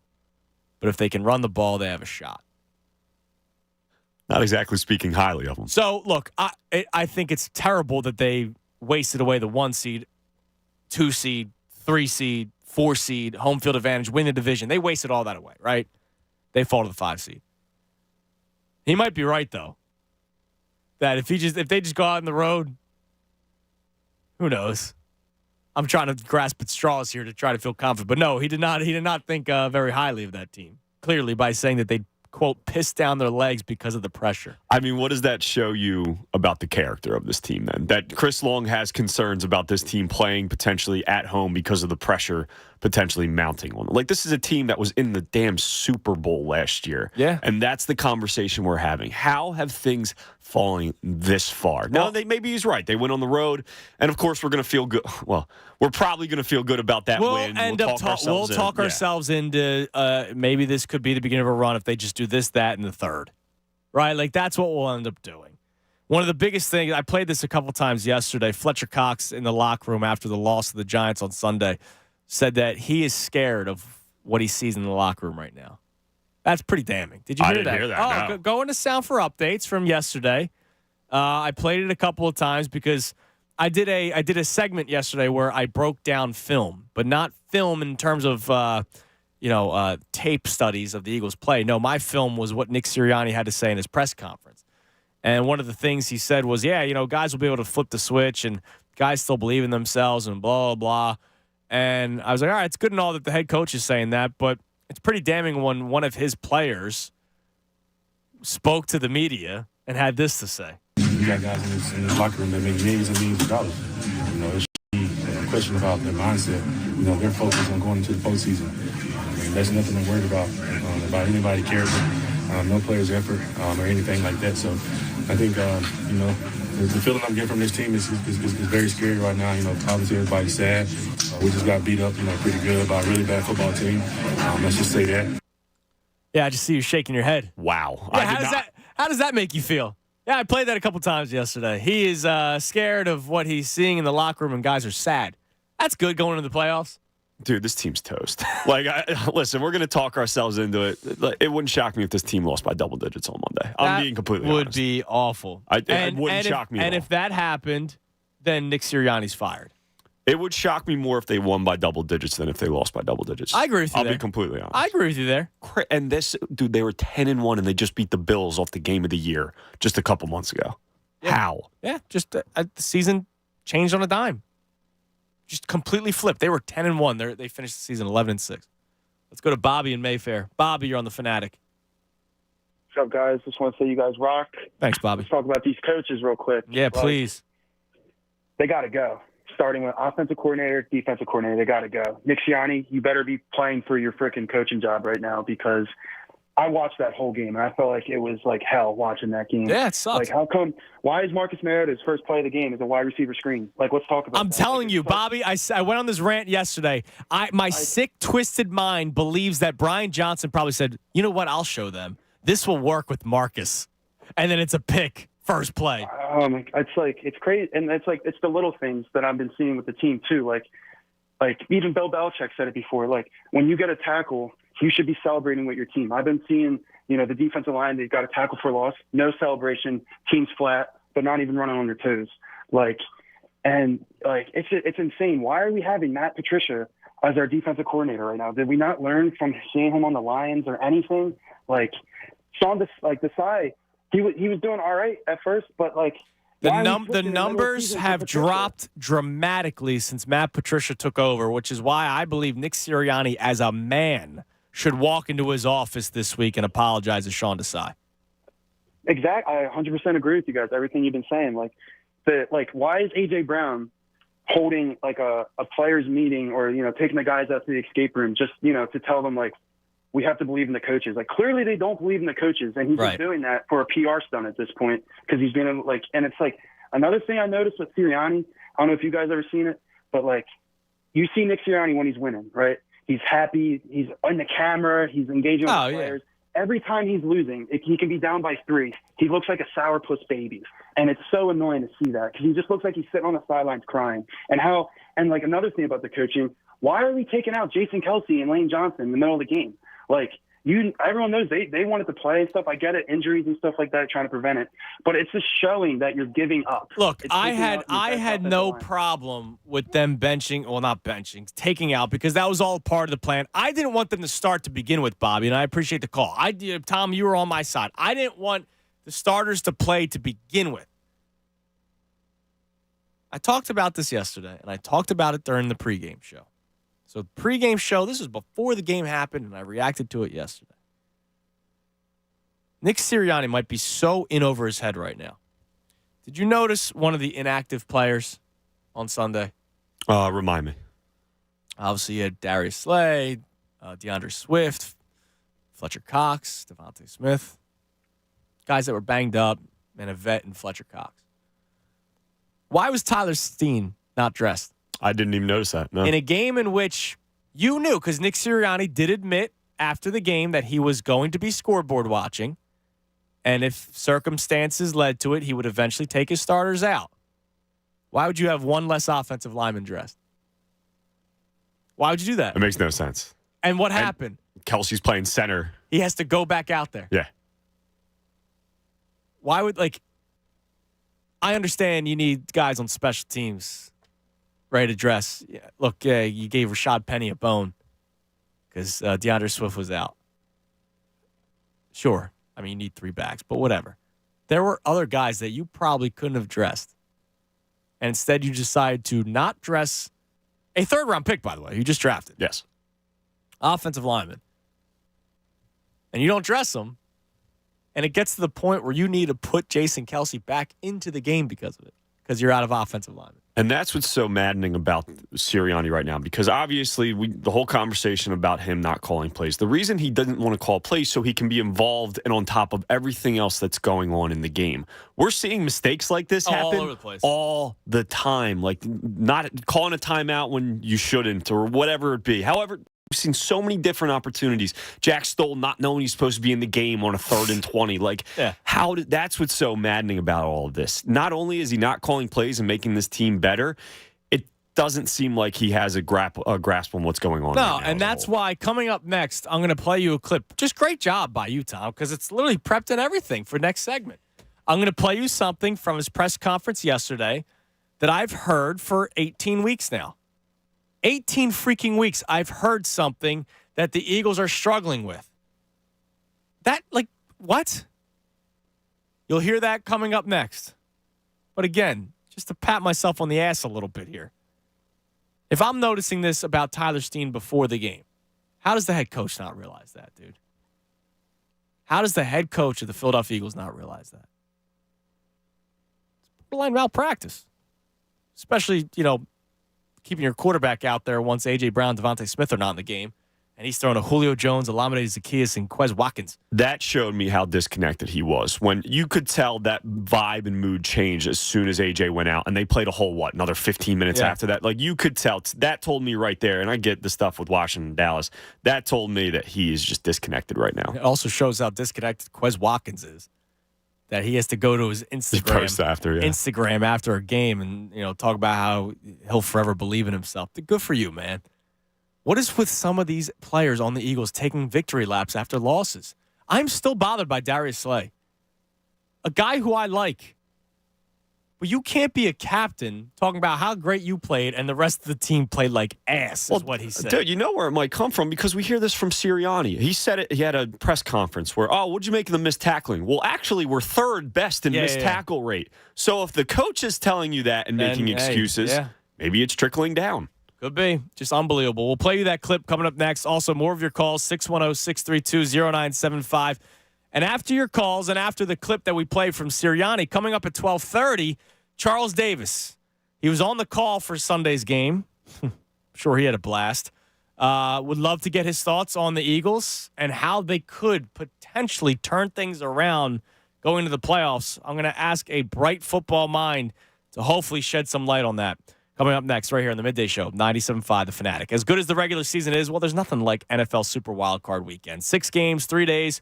For these teams, it's win or go home, but you'll always have a spot in the playoffs with FanDuel in partnership with Valley Forge, America's #1 sports book.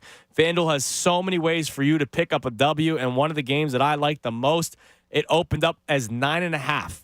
The Bills, favorites against the Pittsburgh Steelers. I don't think that Steelers offense can keep up with the Bills offense. So now the next question is, well, can the Steelers defense slow down that Bills offense? Well, just came out moments ago that TJ Watt has been ruled out for the wild card game.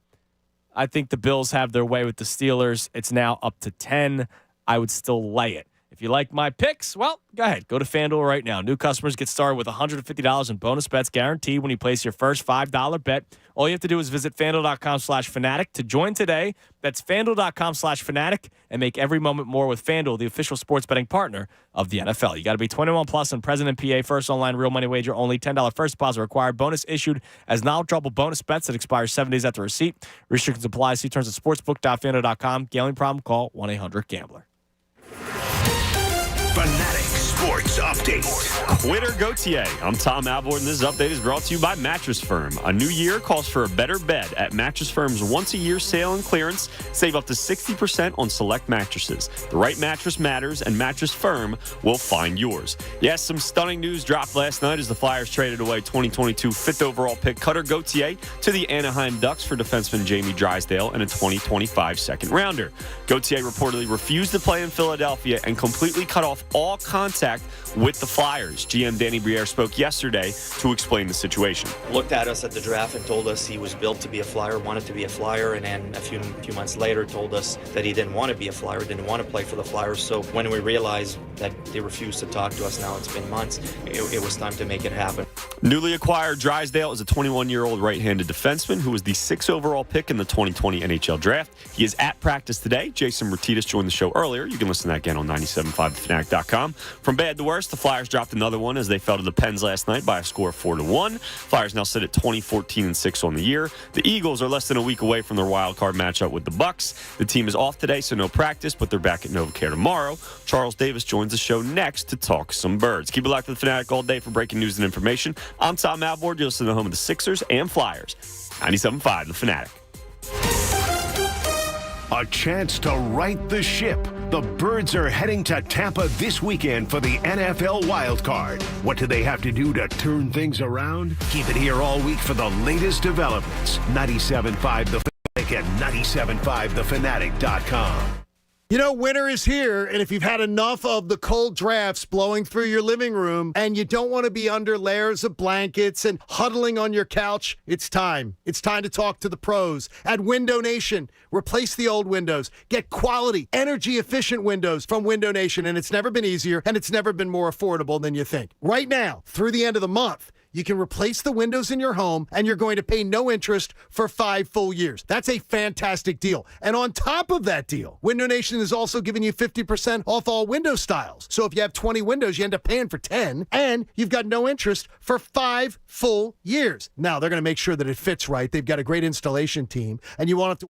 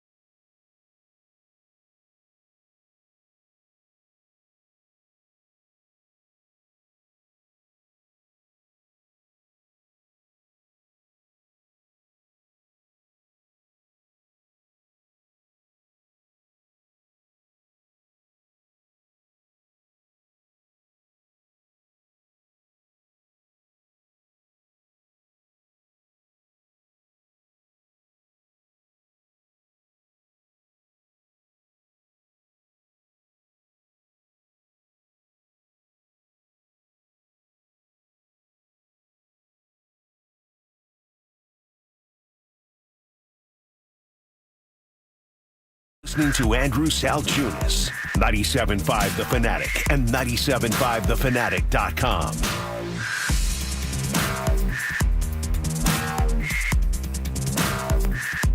You know, it always makes you feel great when you speak to a fellow parent.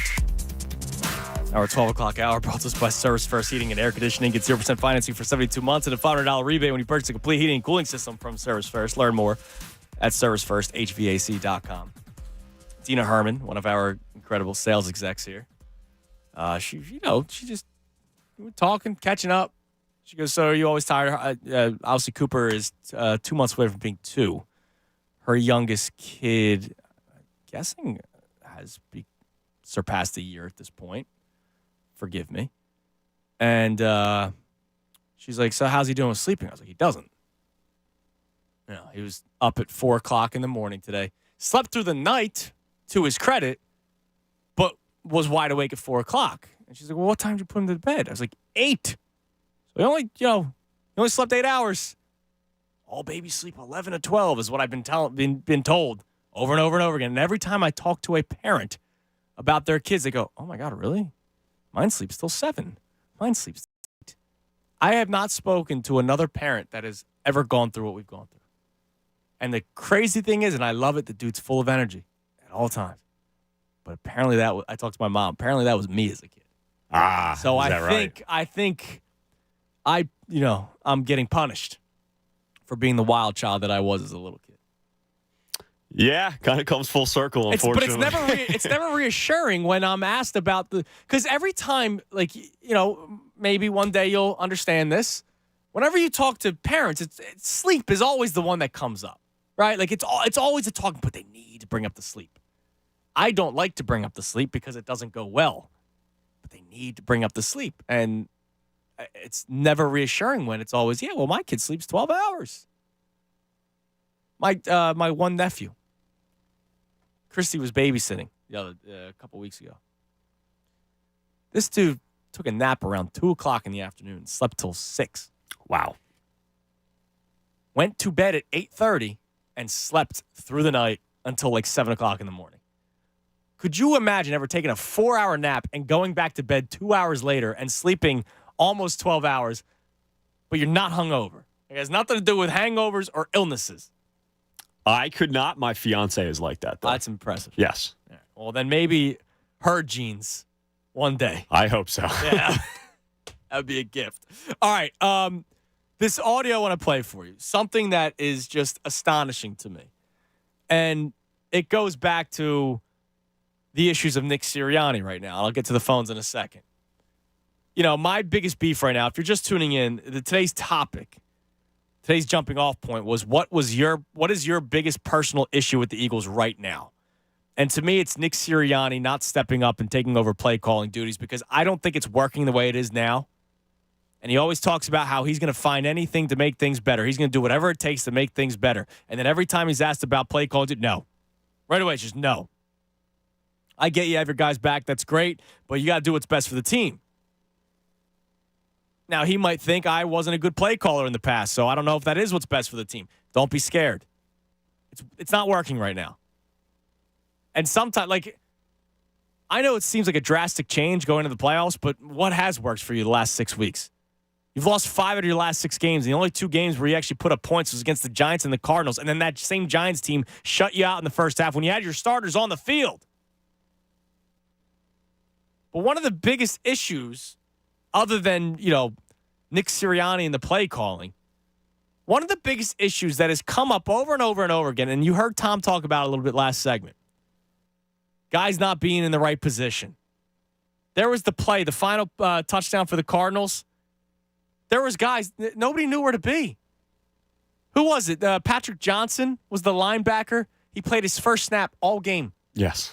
All game. And it's the final play of the game, pretty much, because then the Eagles had a chance to go downfield. They didn't do it.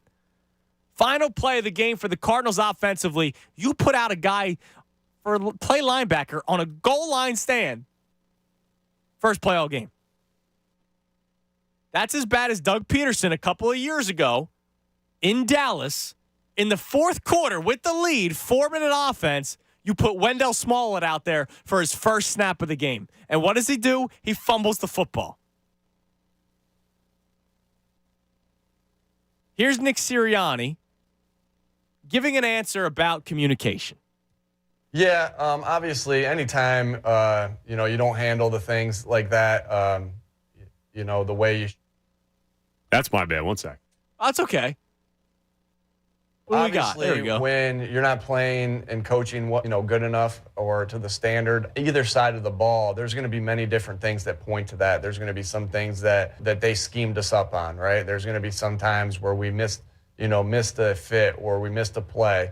There's going to be times where we missed a tackle. There's going to be times that we have a communication error, and that communication error can be between player and player, coach and player, player and coach. And so you'll have some of those, and I think that's common through any game. You try to limit those as much as you possibly can. And so I wouldn't say a huge communication error thing. It hasn't been good enough all the way around, as we all have seen. Hasn't been good enough all the way around. Hasn't been good enough all season. We're citing communication issues in Week 18 or after Week 18. Now, I understand it happens, right? You see it all across the league. Safety, a cornerback thought the safety was going to be there over the top. It happens. Dude, it's little things. You brought up Jack Stahl not knowing that he was supposed to be on the field in a certain situation. They've called timeouts because they can't get a play in. They have to, the lack of communication has been an issue with this team all season long. You just do if you ever felt psycho enough to do it, go back to every Nick Sirianni press conference throughout the season. You'll hear communication. You also hear him, it starts with me. But you'll hear him bring up communication every single press conference. Post-game, day after, Wednesday, Friday. You'll find him. It's been all season long. And that starts with him. That starts up at the top. I think a lot of times he does the bogus cop-out answer of that starts with me. But you know what? When it comes to communication, you are the head coach, and you are the head coach that doesn't call plays offensively or defensively. So, yeah, communication really does start with you. And if you have an issue with that in Week 18, how are you going to get over that come playoff time? Let's go to Mike on the cell. Mike, you're on the Fanatic. Hey, what's going on? How you doing, Mike? What's up? All right. Before I get to my point, a couple callers ago, man, brought up Wentz and his last season. That last season is nothing compared to what we're seeing here. That was a four-win team. There was already reports coming out before that season, the Alshon story. That was a 4-win team because it was an injury-depleted team. Let's not forget that. All right. So what I called for, unless this guy wins the Super Bowl, I'm driving to Ann Arbor with the Brinks truck and picking up Harbaugh. You and a couple other organizations. Hey, a couple other organizations aren't set to compete like the Eagles are. That's true. You have a team aside from the only thing that could have derailed this team is bad coaching. The absolute, besides injury. And talent on defense. Like the talent on defense isn't good. No, it's good enough. What you have is when the offense refused to run the ball or control the clock, you have a defense out there that gets tired and worn down. And so when you're tired and worn down, then you get people out of place. I mean, Bradbury, he gets a bad knock. If you look at that interception against Buffalo, it was a great play, incredible play by him. But not just the play. Look before the play. Look at what he did before the interception. He saw that play. He gets a bad rap here. No, it was a great play because he left his guy that he was defending. He left his wide receiver. No. What I'm saying is look before the play. Look at the communication he had before. He saw that. Okay. He saw that. So these coaches are putting these guys in bad situations. This D-line is worn down. You do not need Gainwell out there as much as he has been when you have Swift. When you have Swift, who's been running the ball well. Exactly. Yeah. So, Mike, I know. Look, coaching's a major issue with this team, and I appreciate the call. I mean, there is a major coaching issue. Who's number one to blame? Obviously, it starts with me. It starts up top. It starts with Nick Sirianni.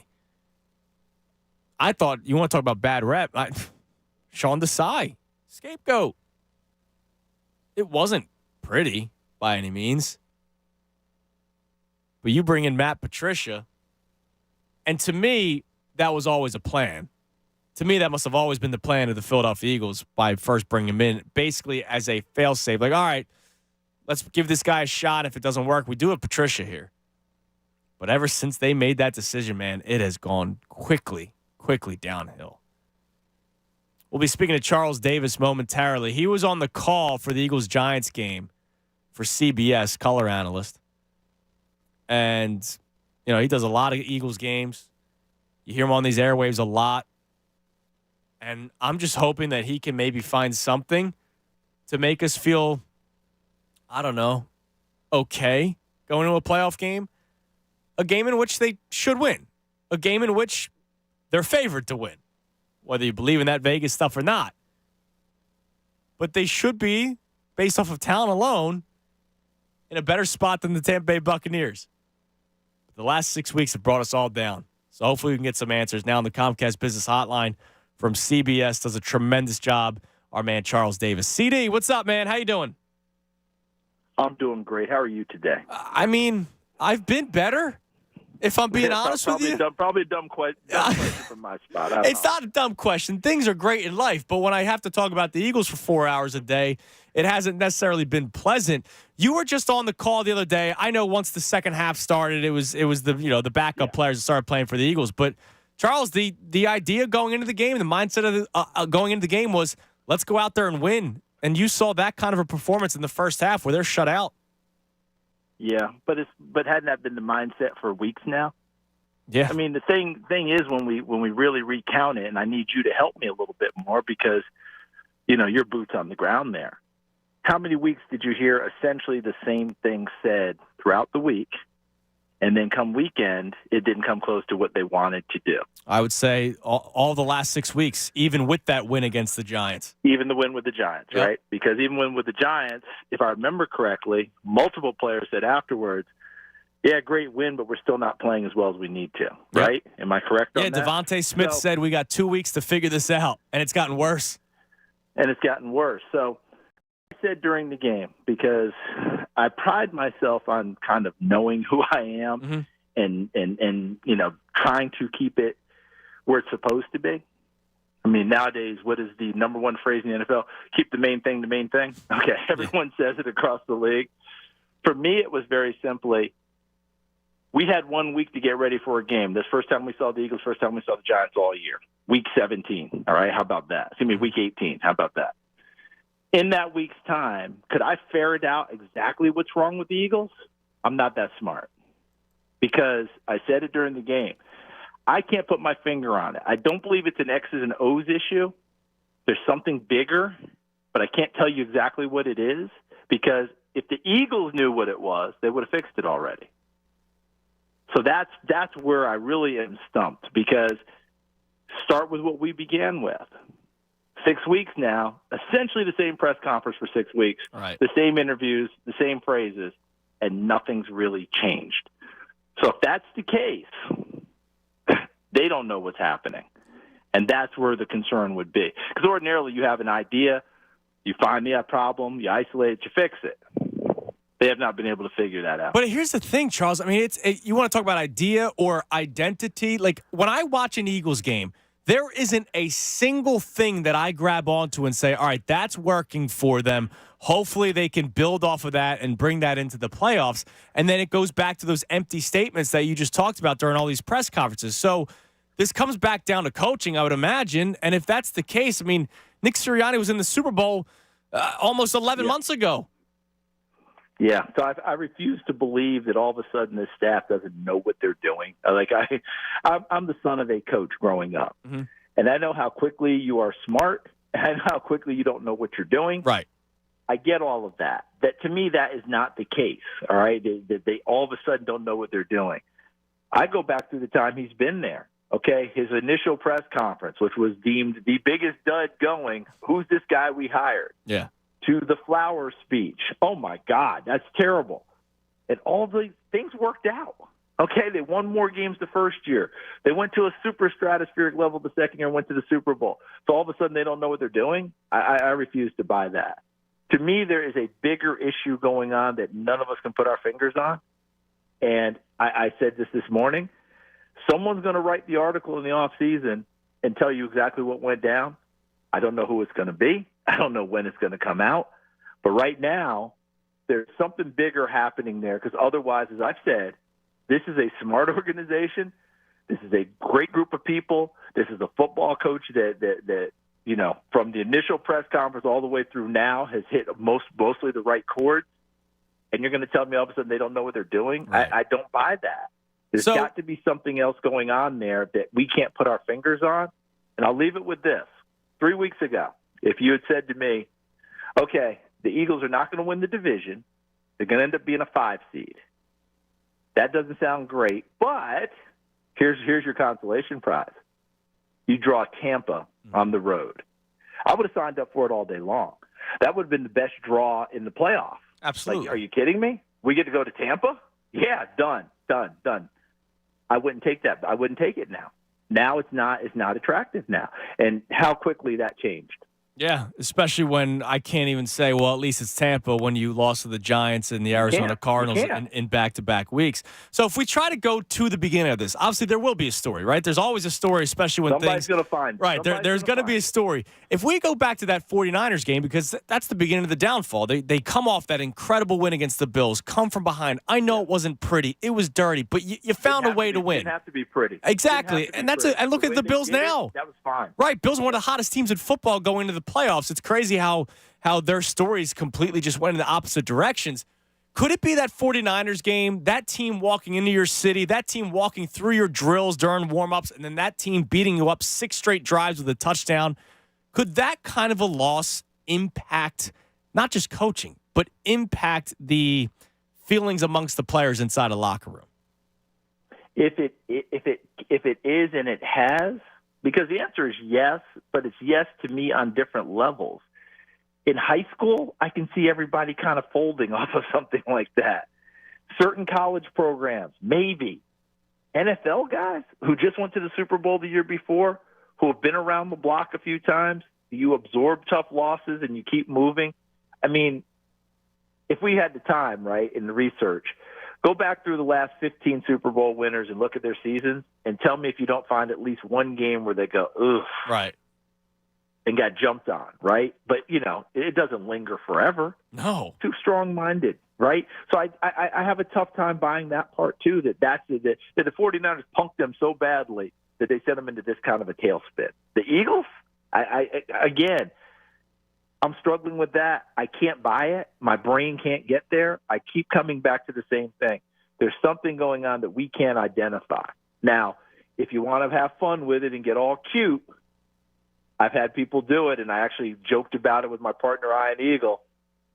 Big Dom, the Big Dom curse is in, and I don't want to give it too much credence because Big Dom is an institution there. People wear the T-shirts. It was a cute moment at the time, but he shouldn't have been involved in something that wasn't his business.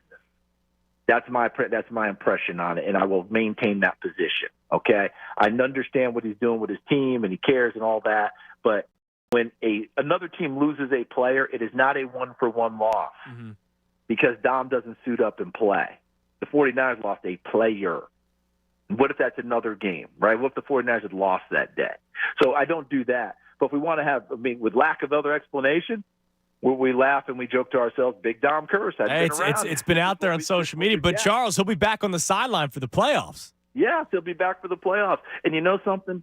If somehow they beat Tampa Bay, all of a sudden that really takes off. I'll tell you this. If they beat Tampa Bay, Big Dom's going to be rolling in money because the T-shirts will go berserk.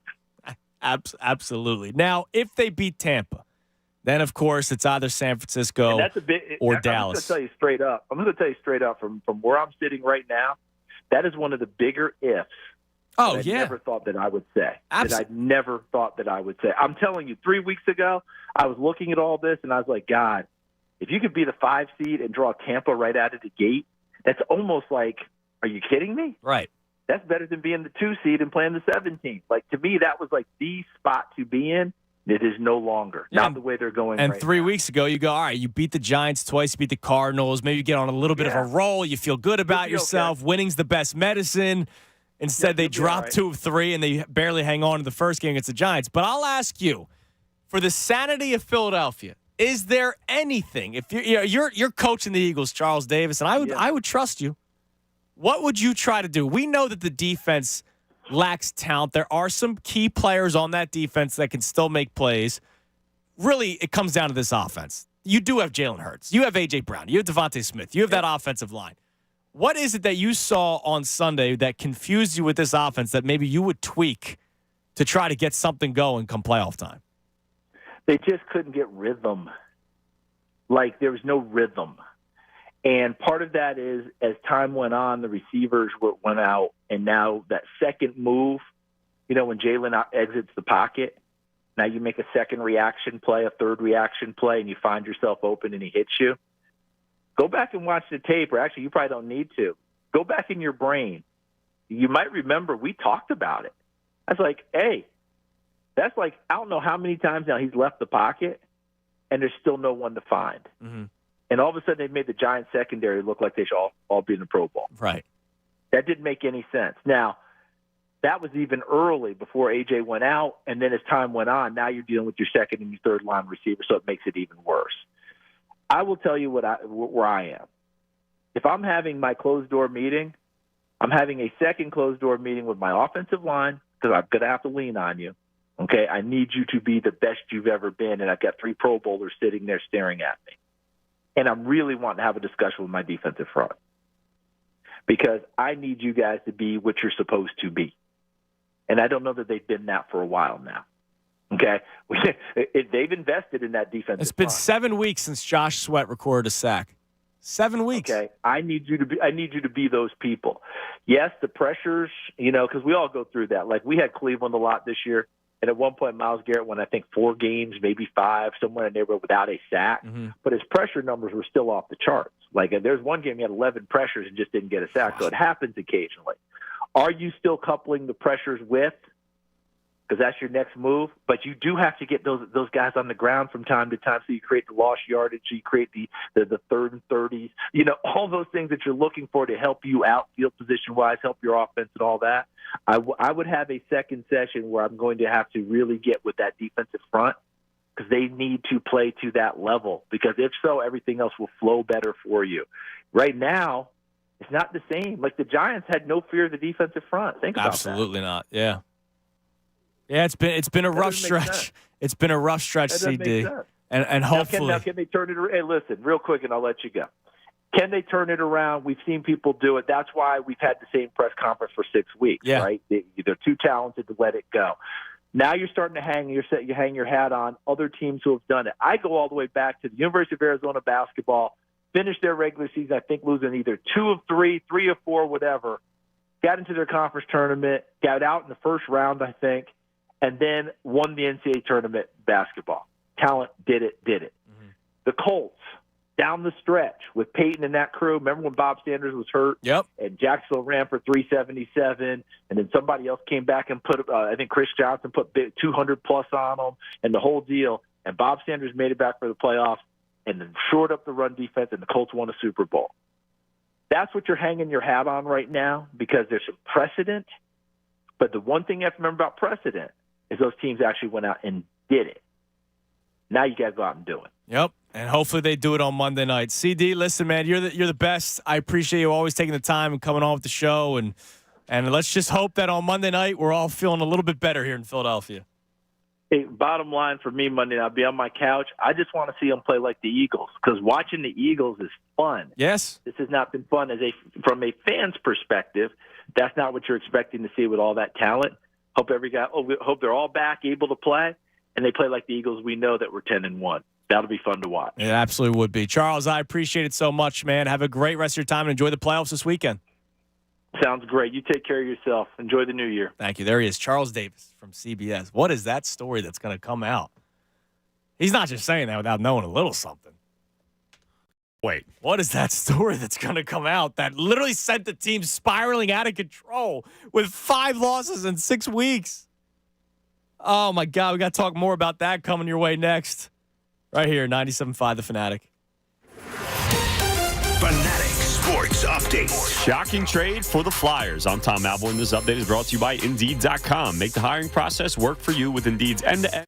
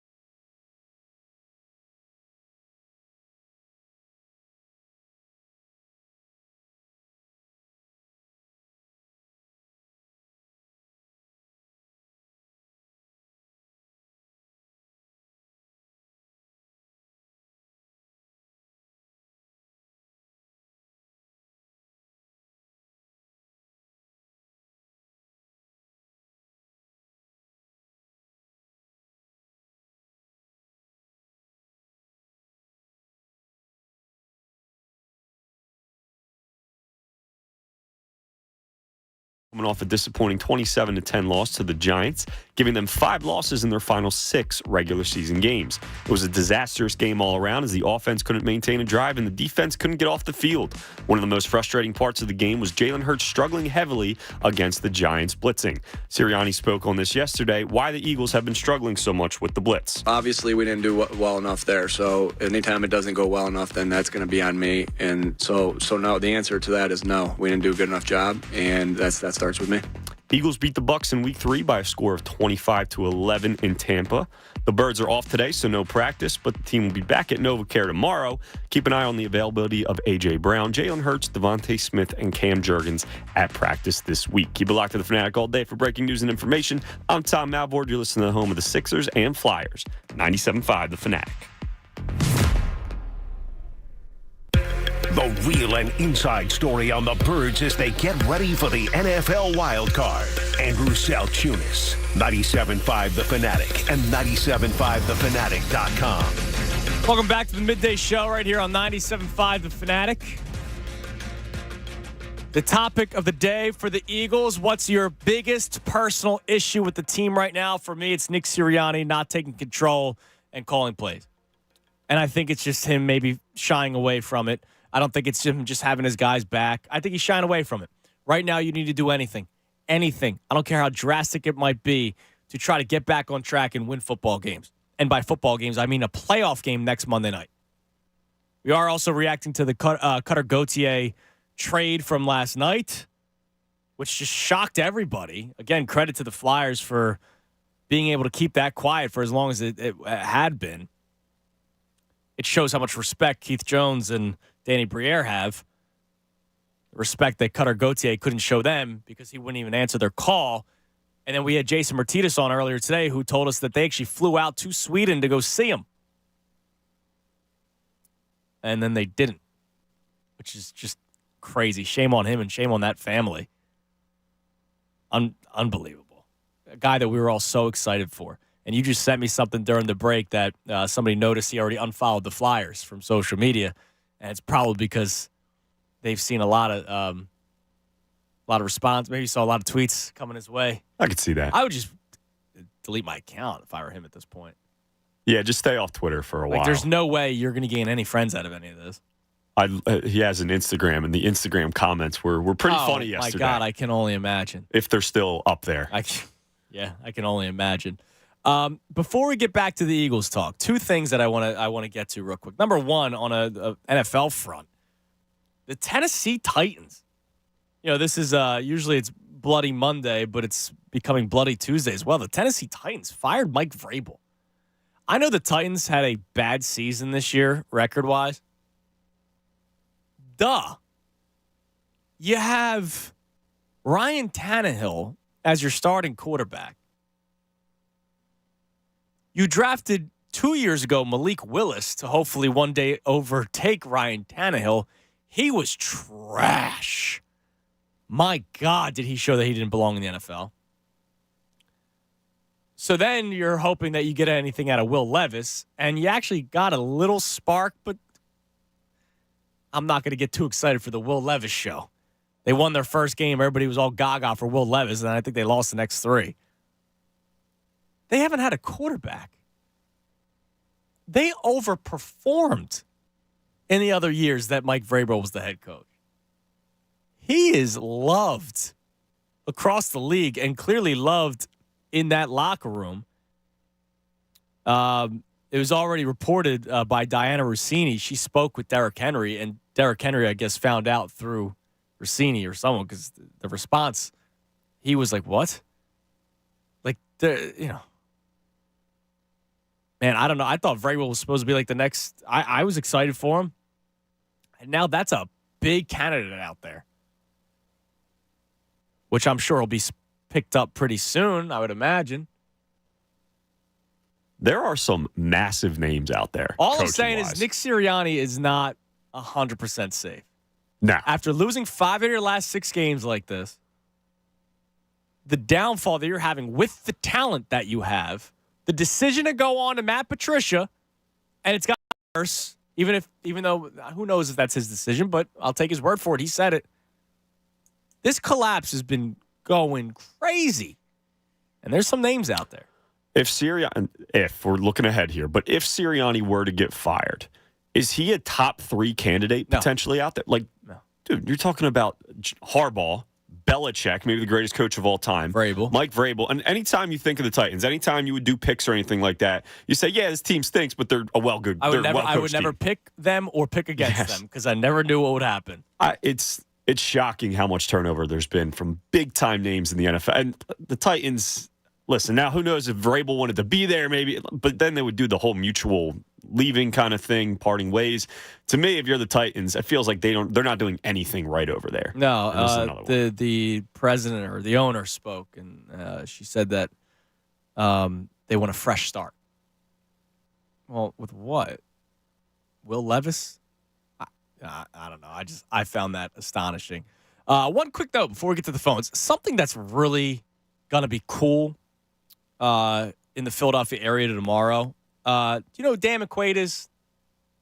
Sounds familiar. There's a lot of great stuff on social media. He's a visual editor for Defector Media. He's a Philadelphia guy, man. He's a Philadelphia. He partnered with our friends, the Fink and the City Pigeons pod. Yes. And they're doing something really cool tomorrow that I just want to promote. It's from 7 to 10 at the Coop on Hamilton Street. So Dan has compiled a bunch of T-shirts and random treasures, I'll say, from the vendors that you would get outside of the Vet, the Link, Citizens Bank Park, the Spectrum, like through the years. And they're going to do a little art exhibition of all like those random T-shirts that you probably walk around, you see somebody wearing, you go, that's awesome. It's all those T-shirts. He posted a photo earlier today of like a little preview. There was a random cardboard cutout of Randall Cunningham eating a bag of hers. Like just all this random sports memorabilia, not just signed jerseys, but like the fun little T-shirts you see outside of the stadiums. They're doing like an art exhibition for 3 hours tomorrow. And I think that's really cool because we all have that like weird Philadelphia shirt, right? Like, oh yeah, we all have it. I have a couple of them. A couple. And this guy, he's putting together an art exhibition of it. I think that's really cool. It's a really cool idea. I just wanted to give him a shout out because I think that's awesome. All right, let's go back to the phones. Let's talk to Stymie. He wants to talk about the Birds. What's up, Stymie? What's up? Thanks for taking my call. I'm a Buccaneers fan, and I really don't understand how – I understand you're an Eagles fan, okay? Let's first get that straight. But to think you're just going to come down there and just beat us. I've never said that. You said you should win. I said I believe the Eagles should win that game based off of talent alone, but there is no such thing as a lock with this team. Okay, well, we're talented too. Devin White is back, and this defense that we have, remember, this is the defense that won a Super Bowl 3 years ago. Okay. It's basically the same defense, you know what I mean? And I watched your team put up 9 points against the Carolina Panthers, but before you get all defensive, I watched my team lose to the Giants and the Cardinals. We didn't give up any points. Bryce Young stinks. Bryce Young might not be good. The Panthers aren't good. Miles Sanders is a joke. And neither are the Giants. I know. Stymie, look, I had a Buccaneers fan call in yesterday. I have zero energy. There is no smack talk for me. The Eagles could very well get blown out on Monday, and I wouldn't be surprised. I don't know why you're getting so defensive. But let's face it, Stymie, both teams aren't good. Your team's not winning the Super Bowl. My team's not winning the Super Bowl. Can we shake hands and agree on that? Your team's not winning on Monday. We can shake hands on that. All right, man. Hey, go throw a party then. Honestly, it's so bad right now. The Eagles have been so bad that I don't even have the energy to do smack talk. I would be lying to you if I tried talking trash with this guy. Now, look, the Buccaneers stink. The Buccaneers, you're lucky that your squad is in the NFC South. If they weren't in the NFC South, they probably wouldn't be in the playoffs right now. okay? Because they had the ability to play the Saints twice, in which they lost one of those games. They've had the ability to play the Panthers twice. They've had the ability to play the Falcons twice. The division that your team is in absolutely sucks. Oh, we didn't give up any points to Bryce Young. Neither did a lot of teams. The Carolina Panthers are a joke of an organization. Their freaking owner is dumping drinks on Jaguars fans. That team stinks. No wonder you held them to 0 points. You were only able to put up 9. Baker Mayfield was limping off that field. Do you think he's going to be 100% for this game on Monday night? No, he's not. By the way, the Eagles already went into your city, even though you're from Philadelphia, went down to Tampa earlier this year and beat them. Okay, with your defense and your Devin White and your Vita Vea. Yeah, like they got good players. The Eagles players. Both teams are a disappointment. The Buccaneers just benefit from playing in a very terrible division, and they've played a bad schedule. The Eagles, if you want to give them credit, the Eagles actually played a very good schedule during that 10-1 stretch, a first-place schedule. They're spiraling out of control, and I'm not going to sit here and try to defend the Eagles to some Buccaneers fan that's calling out of nowhere, is trying to get chesty about a team that's also mediocre. God. Yeah, it's I was not expecting the puffing of chest of a from team. A Buccaneers fan, like, dude, if there was a 49ers fan that called in today and said your team sucks and we're going to go to the Super Bowl, yeah, probably.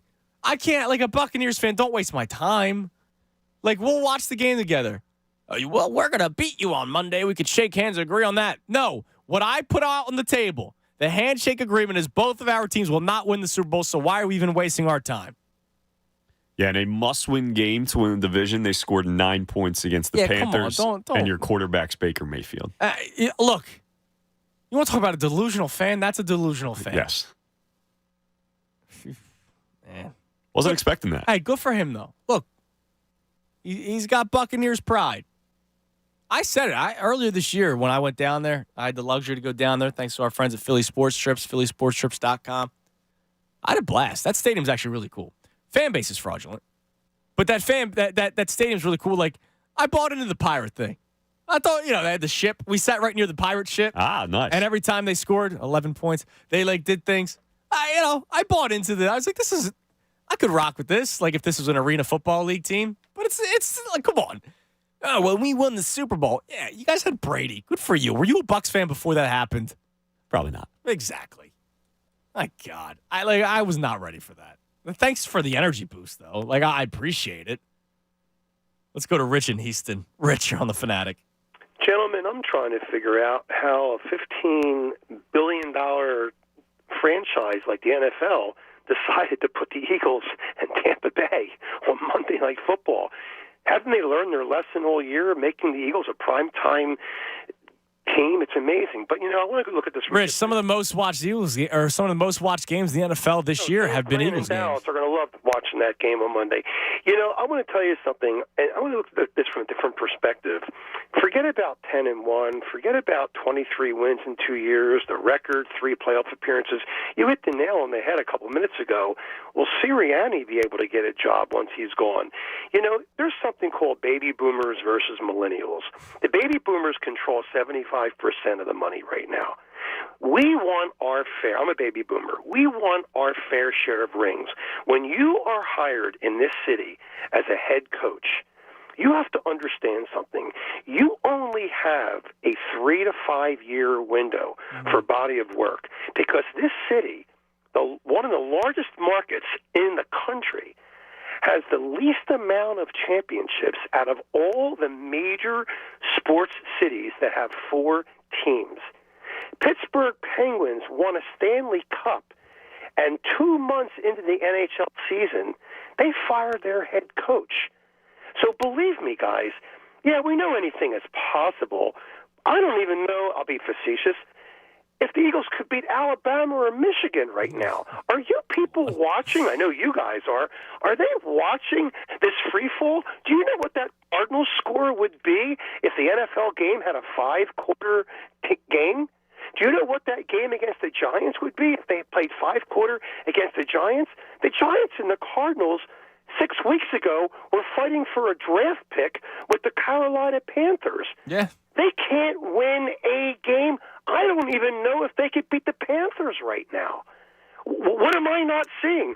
I'll tell you right now, you come to this city, you got to win a championship. Lurie's franchise, thanks to what happened in Washington, is now worth $4.5 billion. We should have a say who should be back and who should not. Sirianni's days are numbered, and if you don't understand but here's the thing, Rich. They're not listening to you, and I appreciate the call. I appreciate your passion. I appreciate the fact that you want rings. They're not gonna listen to you. It's gonna be Jeffrey Lurie and Howie Roseman's decision, and you can put up any fight you want. That's ultimately what it comes down to. Very passionate, though, in that call. Yeah, I mean, they probably shouldn't be listening to the fans when it comes to making a massive decision like that. Brandon Graham believes that it was media-driven. Yes. That Sean Desai got demoted. Which is crazy. A, if that's the case, if it was media-driven, then everybody should be fired. But B, it didn't work. You got to stay on your laurels, man. It didn't work.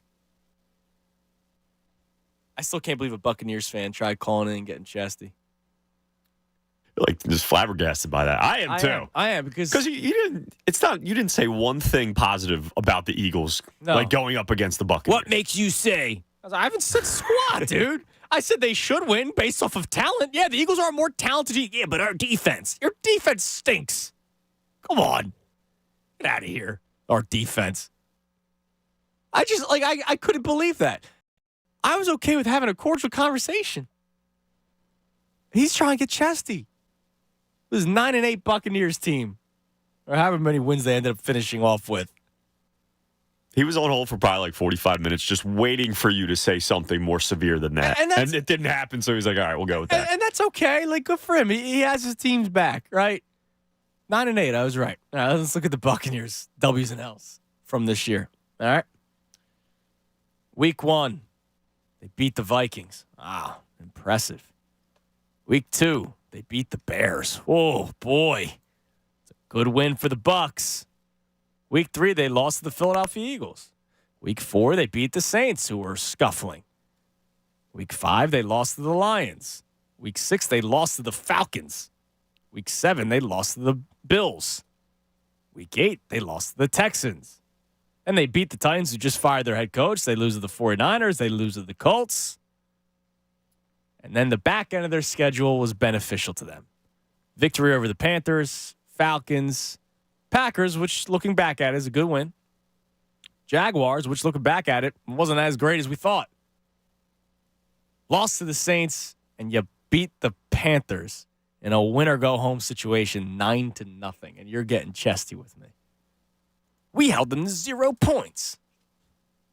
Okay. Has Bryce Young thrown for over 60 yards recently? What do they average offensively a game, Carolina? The Panthers? 10 points a game, maybe? That's a great question. Like 13, realistically, like 13 points a game, they probably. Probably something like that. They were shut out the previous week, too, by the Panthers. They did put up 30 against the Packers, so that jumps it up. 9, 6, 18, 10, 10, 13, 13, 15, 21, 24. That's back-to-back 20-point performances. Wow. 13, 27, 17, 10. It's probably like 13. I just hold on. I gotta see my man. Number 1 overall pick. Bryce Young threw for over 200 yards once since October. Was it the Packers game, right? I'm guessing. Yeah, threw for 312. That's incredible. Oh, man. Adam Thielen, wide receiver 1. Getting chesty with your Bucks love. Get the hell out of here. All right, we got one segment left. We'll take a couple more calls, but I also want to get to this hate list, Tom. You and I are going to put together the top 10 hate list. Excited. Of athletes that had something to do with Philadelphia in honor of Cutter Gauthier just getting drafted and not wanting to play here anymore. So we'll do that next. 1 o'clock hour brought to us by Ferguson HVAC Line Conklin. Attention HVAC.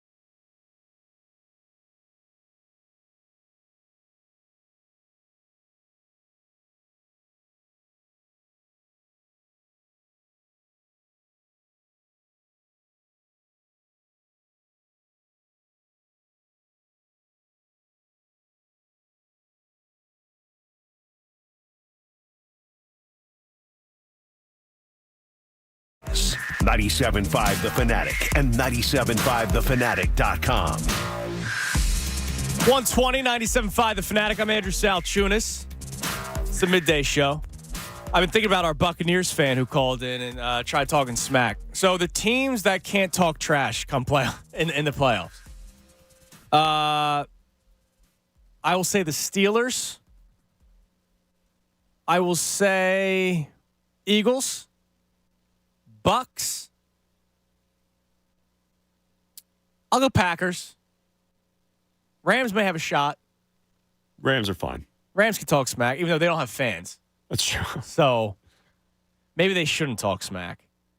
So the teams that have ability to talk smack, the fans, Baltimore fans, Bills fans, yeah, you count us out, right? Bills fans they can mafia it up. Chiefs fans, just because look, they won the Super Bowl. The Chiefs, yeah. You know. Houston Texans, because if I'm a Houston Texans fan, I go, you guys have been trying to get to the playoffs all these years. We rebuilt 1 year, we're in.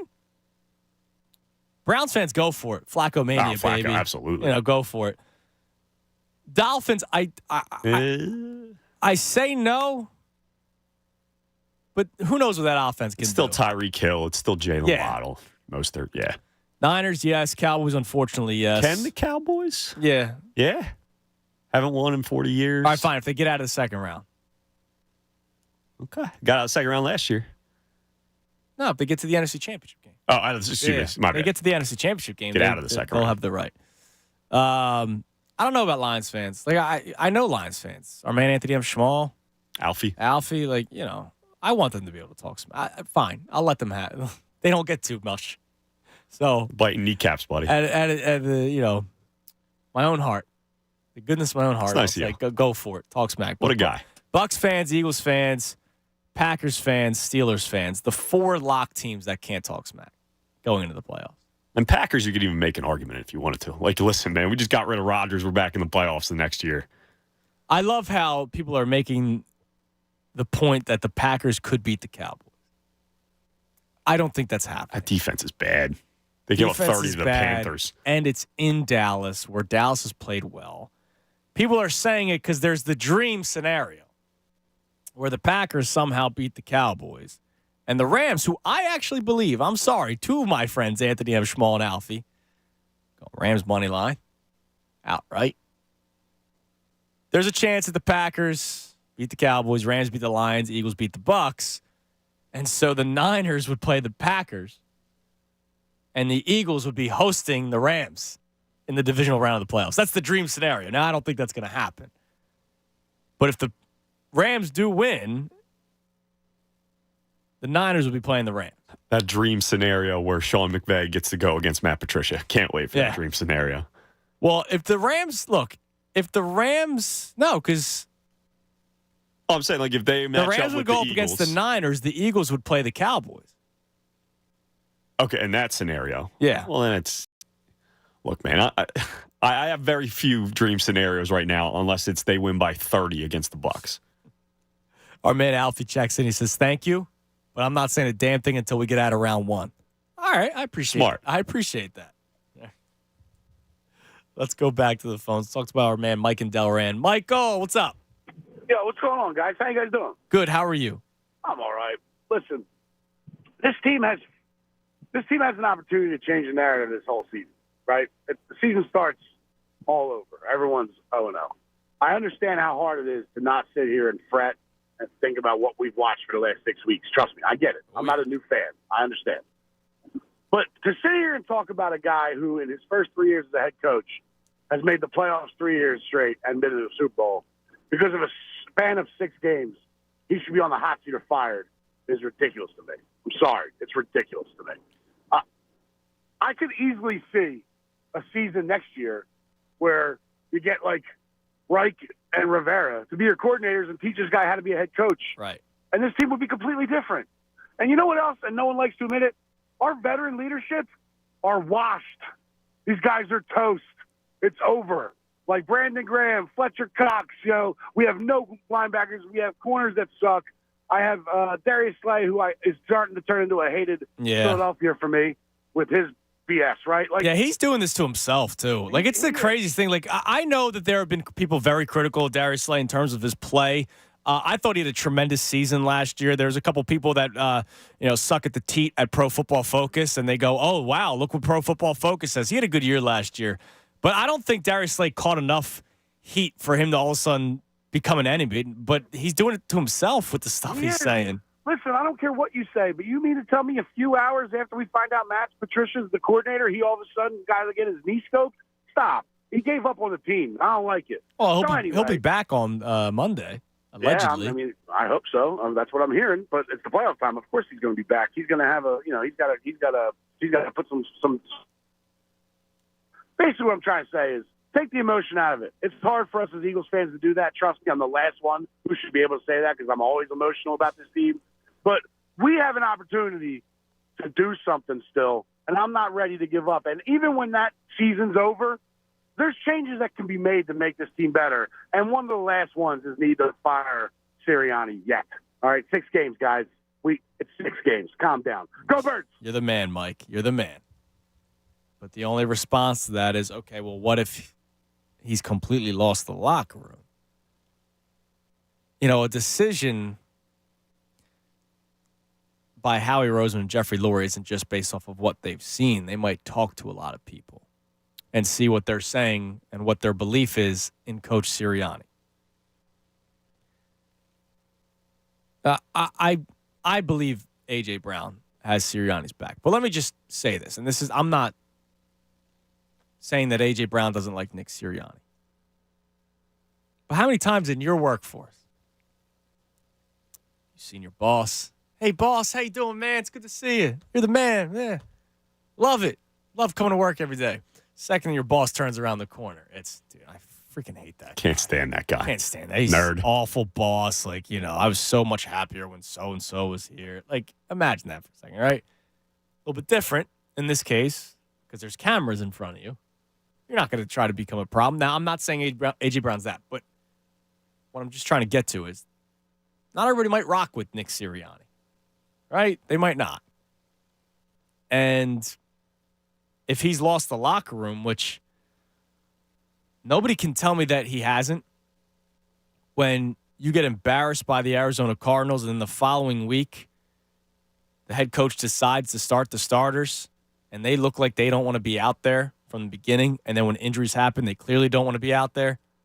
And they're probably thinking, what the hell was this guy thinking putting us out here today? It's one thing for us to complain about the turf at MetLife. They know it. They're the ones playing on it. Like, there's probably multiple factors for them to go, why are we out here right now? Doesn't matter. The Cowboys aren't going to lose the Commanders. They're all human, right? Everyone's human. I said last week before the Giants game, I did a 2024 time capsule, Tom, with Ray. Yes, I heard a little bit of it. And one of them was, hey, who on the Philadelphia fan hot seat will stay here through 2024, who will not? I said Brian Johnson will not be here through 2024. Maybe he starts the season, or maybe he gets fired after the season. Maybe he starts the season, it's not going well, they make a change. I thought Nick Sirianni would remain here through 2024. I said that with confidence last week. I can't say that with confidence today. And this isn't me overreacting. This has been 5 of your last 6 weeks. And just looking at the players, we had a call to bring up earlier. I forget who it was. It might have been Mike. Somebody brought up the fact that when a play is made, there's no celebration. There's nobody's. It doesn't seem like the team's together. Looks like everybody's body language is terrible. They all look freaking miserable on the sideline. And the guy that's supposed to keep them all together is the head coach. And those captains, the veteran leaders who Mike brought up, and I do think guys like Darius Slay who are doing victory laps of their performances against the 49ers and Cowboys where, I led the team in tackles. I actually wasn't that bad against Dallas. Yeah, good for you. Maybe you keep that to yourself, though. Talk to Jenny about it. You know what I mean? Like, talk to some of your friends about it. We've all had I'm not the problem conversation with someone that we know, but maybe we don't make it public because that just doesn't seem good, especially when you have people that you work with who might take that the wrong way. Yeah, me and Connor had a similar conversation last week where we were talking about there's no way Sirianni gets fired. And I was saying to Connor, I was like, yeah, unless they get absolutely blown out against the Giants and then blown out against Tampa Bay Buccaneers. But after that, you're like, yeah, there's probably a very little chance of that happening.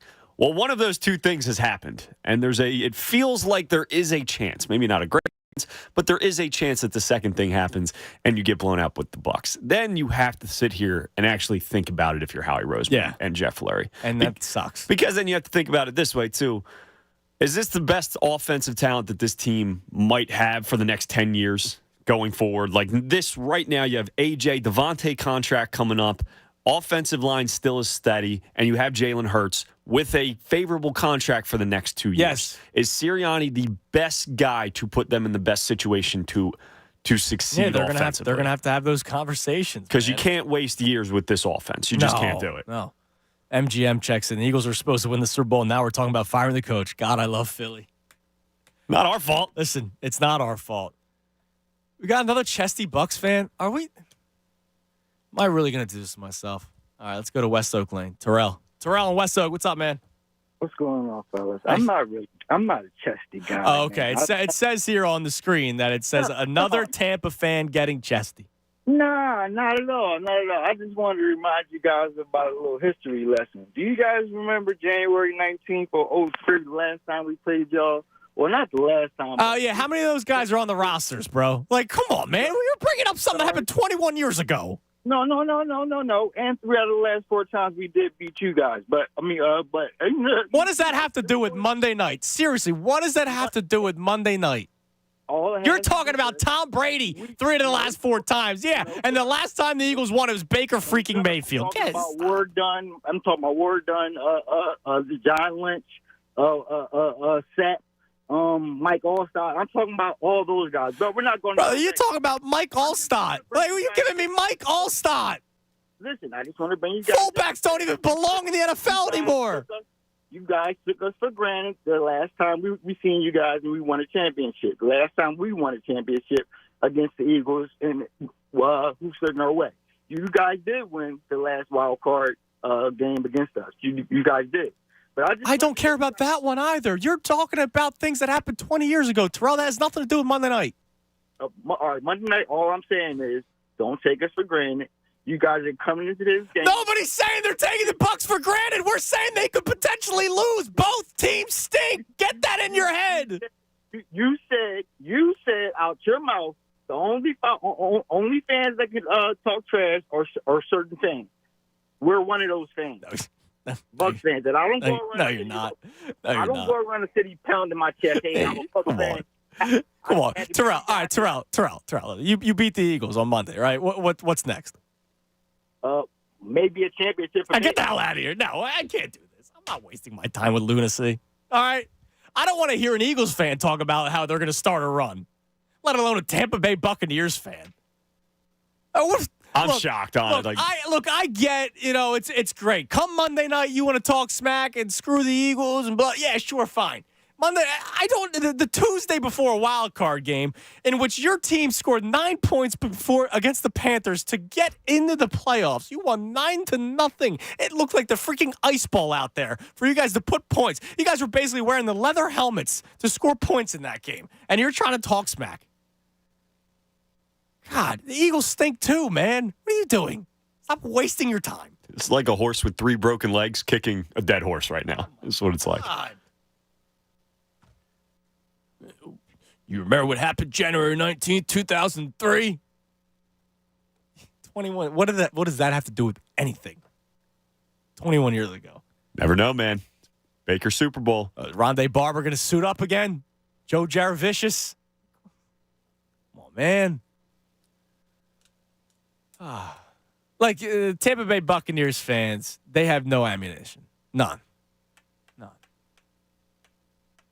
Neither do Eagles fans right now. Nope, and we know it. Call a spade a spade. Like, come on, man. We're not calling up the Tampa radio talking smack right now. Let's go to Chris. What are you, the Tampa Bay Buccaneers fan from West Oak Lane? What? He's giving me Mike Allstott. What does Mike Allstott have anything to do with this? Seriously, what does Mike Allstott have anything to do? See, some fan bases don't know how to talk smack. You give me Mike Allstott. Oh, man, you didn't even give me a current player. Last great fullback, man. Let's go to Chris in Allentown. Chris, you're on the Fanatic. I love it, too. Man, I don't get it, man. Like, I just want to sit back and enjoy my show, listen to my Eagles fans, Ben, listen to you, Ben, kind of get up with all of this. And these people got to call our radio station. This is our place, man. Let us alone. Go listen to your Tampa Bay radio. Oh, you guys ain't got no All-Americans. Go listen to your new. Oh, I remember that guy. Yeah, that guy was great. Oh, my goodness. Are you kidding me? Now I want them to win. When people like that call, now I want the Eagles to win in the worst way. On Sunday, I was like, oh, thank gosh, I only have 3 more hours to sit through this misery of a season that I cannot believe that this is come about this way. But unfortunately for myself this morning, I woke up very positive and optimistic that because of Jalen's finger, we are going to unleash the beast, and it's the trenches, and we are going to actually hand the football off with actual run plays. And I believe that Swift is going to put up about 160 yards on Devin White. Now we got this great awesome defense all back that won. It's the defense that won the Super Bowl, Chris. Tom Brady. Tom Brady's the reason you won that Super Bowl. Shut up. Go back down to Tampa Bay. My goodness. I bet you there's more Eagles fans in that stadium than there is Tampa Bay fans. My goodness. Oh, that I can tell you. I was there earlier this year. It was 50-50, but that's damning that you allowed 50% of a fan base to come into your house. Amen, brother. Amen. I'll tell you what, though, man. I'm going to do thing for this entire fan base right now. EAGLES!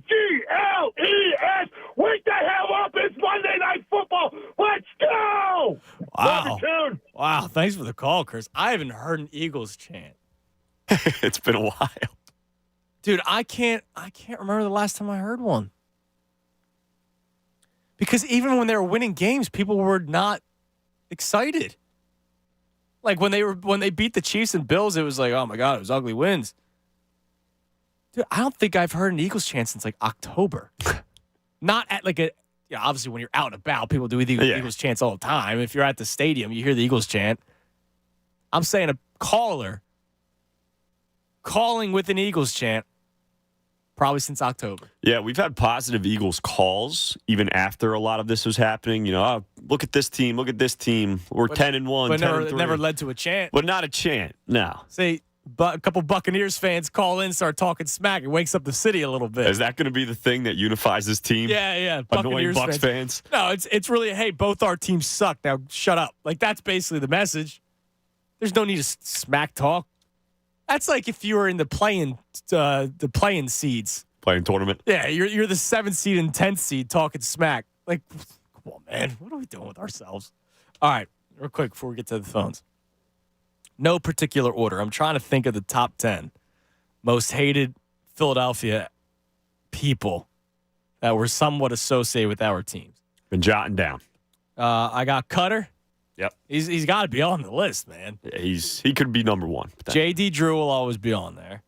And Andrew Bynum. Now, again, like, it's not Deion Sanders. Like, it's guys that were here, whether they played or not, because Andrew Bynum never played a second in a Sixers uniform, but he will always be on that one. Like, there's guys that come to mind, like Sean Rodriguez taking a shot at Phillies fans. But, like, he was such a nobody that, like, I can't put him on this list. Harden has to be on there. With the way things ended, I think Harden has to be on there. Yeah, he had no beef with Philly, though. No, but there was no beef with Philly. It was him and Morey. But because of how it ended and because of him potentially, at the time at least, we thought hurting this team's chance to win a championship, then you kind of make it about Philly, no? All right. Well, it actually help the team because all the assets. I'm saying at the time, though. I'm saying you are correct. But all right, fine. I'll put down Harden. All right. I'm trying to think of other people. So it has to be against Philly. So, like Simmons, because you think Simmons right away. Oh, yeah, Ben Simmons. Oh, yeah, of course. Like, Markelle Fultz is... But he's come back and said that... No, I know. He's fine. Markelle Fultz does not bug me anymore. Al Horford? Yeah. I mean, he hasn't... Has he really... No, it's... I guess His sister. That's what I was gonna say. His association with his sister kind of does that to you. He just sucked here. And then he just found the fountain of youth. All right, I'll put Horford down. Is Roland still on there, or are we done with that? No, absolutely. They should Okay. not have honored him. No, that was bogus. That should never have happened. I never had a Billy Wagner beef. I was also really young. Yeah, same, obviously. I know people hated Papelbon. For the people, I'll put Papelbon down, and I will once again remind you that he's the all-time saves leader in Philadelphia Phillies franchise history. Not that stats or accomplishments should make you beloved or anything, but I'm just saying, like, he actually wasn't the problem. It's just a head case. He said stuff about Harper, though. Didn't he recently, like last year, he was saying stuff about Harper still after that? I feel like he got in a... We were talking about Papelbon randomly. He took a shot at the Phillies, but it was... Was that what it was? It was when he was first brought here, he was basically sold a bag of goods, is what he was saying. And then he eventually did take a shot at the organization, but he then turned his tune. He changed his tune randomly. All right, so we have 8 right now. Okay. Arrieta. But again, it wasn't really. He just sucks. John right away checks in with tight pants. I'm guessing that's Arrieta because he sure did have them. Yes. Like, I hated Pavetta more than I hated Arrieta. Because Pavetta, like, didn't realize he wasn't good. And then, of course, he kind of had a bit of a resurgence in Boston. Arrieta had such a smugness about him, and he wasn't good with I don't know. He's made it seem like he wasn't the problem, even though he sucked. I'll put Jake the You don't have to. I'm just giving you names. I'll put him on there. I still remember I was driving here once after a Phillies game, and Gabe Kapler was asked about Jake Arrieta's start that day because he had Love it. He finally had a good outing, and he was like, "Yeah, he was kicking ass and taking names." I'm like, I hate that guy. Guy's 2-7 on the year with a 4 ERA. Gabe Kapler. Gabe, absolutely. Gabe Kapler's on here. Chip's on here. Yago coaches too. Yeah, I didn't even think of coach. Rager, does Rager get up there at all for you? Is he on a team? He's on the Patriots. He had a big return, punt return, kick return for a touchdown. That guy just sucked. I hated him more so because of the social media, like on and off again thing. Like just pick one, dude. Yeah. All right, we'll continue. I'm sure more people will send in names. The phone is already blowing up. Roland from our man Mike from Cosmes. Mike from Delran has sent me a bunch already. Namdi. But he didn't really. Namdi didn't say anything about Philadelphia afterward. Doc Rivers, he just sucked. A lot of these guys just sucked. That's the thing. Like, some of these guys just stink. I don't have a problem. Like, Gabe Kapler stunk, but he was also just a jerk. Well, I guess Doc was always smug and, You don't know basketball. Yeah. It's a dumbass question. We'll consider him. Whether you like it or not. Yeah. All right, let's go to Solus Ryan. What's up, Ryan? Ernest, what's up, man? What's up, dude? Nothing much, man. Yeah, I mean, Flyers, that's interesting. That kid sounds like a punk, so goodbye, adios. Yeah, seriously. What a 19-year-old kid turning down phone calls. And not just phone calls. We find out from Martinez when he was on earlier today that they flew out to Sweden, and he turned them down. That's My God. Goodbye, good riddance. But the Birds, man, I think we have bigger trouble than people realize. So, beginning of the year, we lose, our 4 best tacklers on defense. That's a big issue. Yep. We were overly... And now, don't get me wrong, we had every right to be like, yeah, a win's a win. I get that. But you look at that outlook of a win's a win and look at where we are now, we have big issues because we're going to lose players at the end of the year.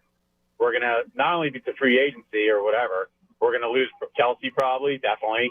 Who knows about, Cox and Graham. That's a lot of leadership gone. And then we have offensive and defensive coordinating issues, and then we have a head coach issue. So we have an artist who has the best paint, best canvas, best brushes, but he can't paint for his life. Right. And it's, you're the captain, Sirianni, and your job is to fill in these holes and to fix things when they need to be fixed. He can't do it. So I think things are going to be. I think things are worse than people actually realize. Yeah, and my biggest thing, like the thing that's bothering me the most, and it goes back to, the lack of ability to make the offense go. Well, all right, so Sirianni's not the play caller. Brian Johnson is, but we know it's Sirianni's game planning. We know it's Sirianni's directive when it comes to drives. Well, if it's not working, I'd rather just be all on him. Like, I want him to honestly take the reins and start calling plays. And we'll see. We'll see the truth. Maybe it isn't Brian Johnson's fault. Who knows? We'll see what happens with this game, but I'm very look. If we win, we're not winning the second round, like no question about it. But we're going to be in for a I think one of the craziest off seasons that we've ever seen, and it's I don't think it's going to be pretty, brother. That would suck. Thanks for the call, Solus Ryan. That would suck if that's the case. Yeah, I mean, look, it's I kind of talked about this yesterday. I'm trying to refrain from doing the future conversations just because there is still a playoff game, right? Like, I don't want to talk. What do you do this offseason? Like, there's still a playoff game. But I kind of mentioned this yesterday. We want to talk about turnover, not just coaches, right? So I kind of went through this, Tom. See if you agree or disagree. Start with the offensive line. Jason Kelce very well may retire. Possible, after yep. this season. If that's the case, Cam Jurgens moves to center. So now you have to replace right guard as well. Yep. So you're going new center, new right guard. Who knows about Lane Johnson? That has been floated out there for like 3 years now. Just restructured the contract, though, so for at least one more year. But definitely possible. I'm saying no, like he's back. But it's just still something that, who knows? Correct. All right. With injuries, too. Yeah. Every time his ankle gets rolled up on.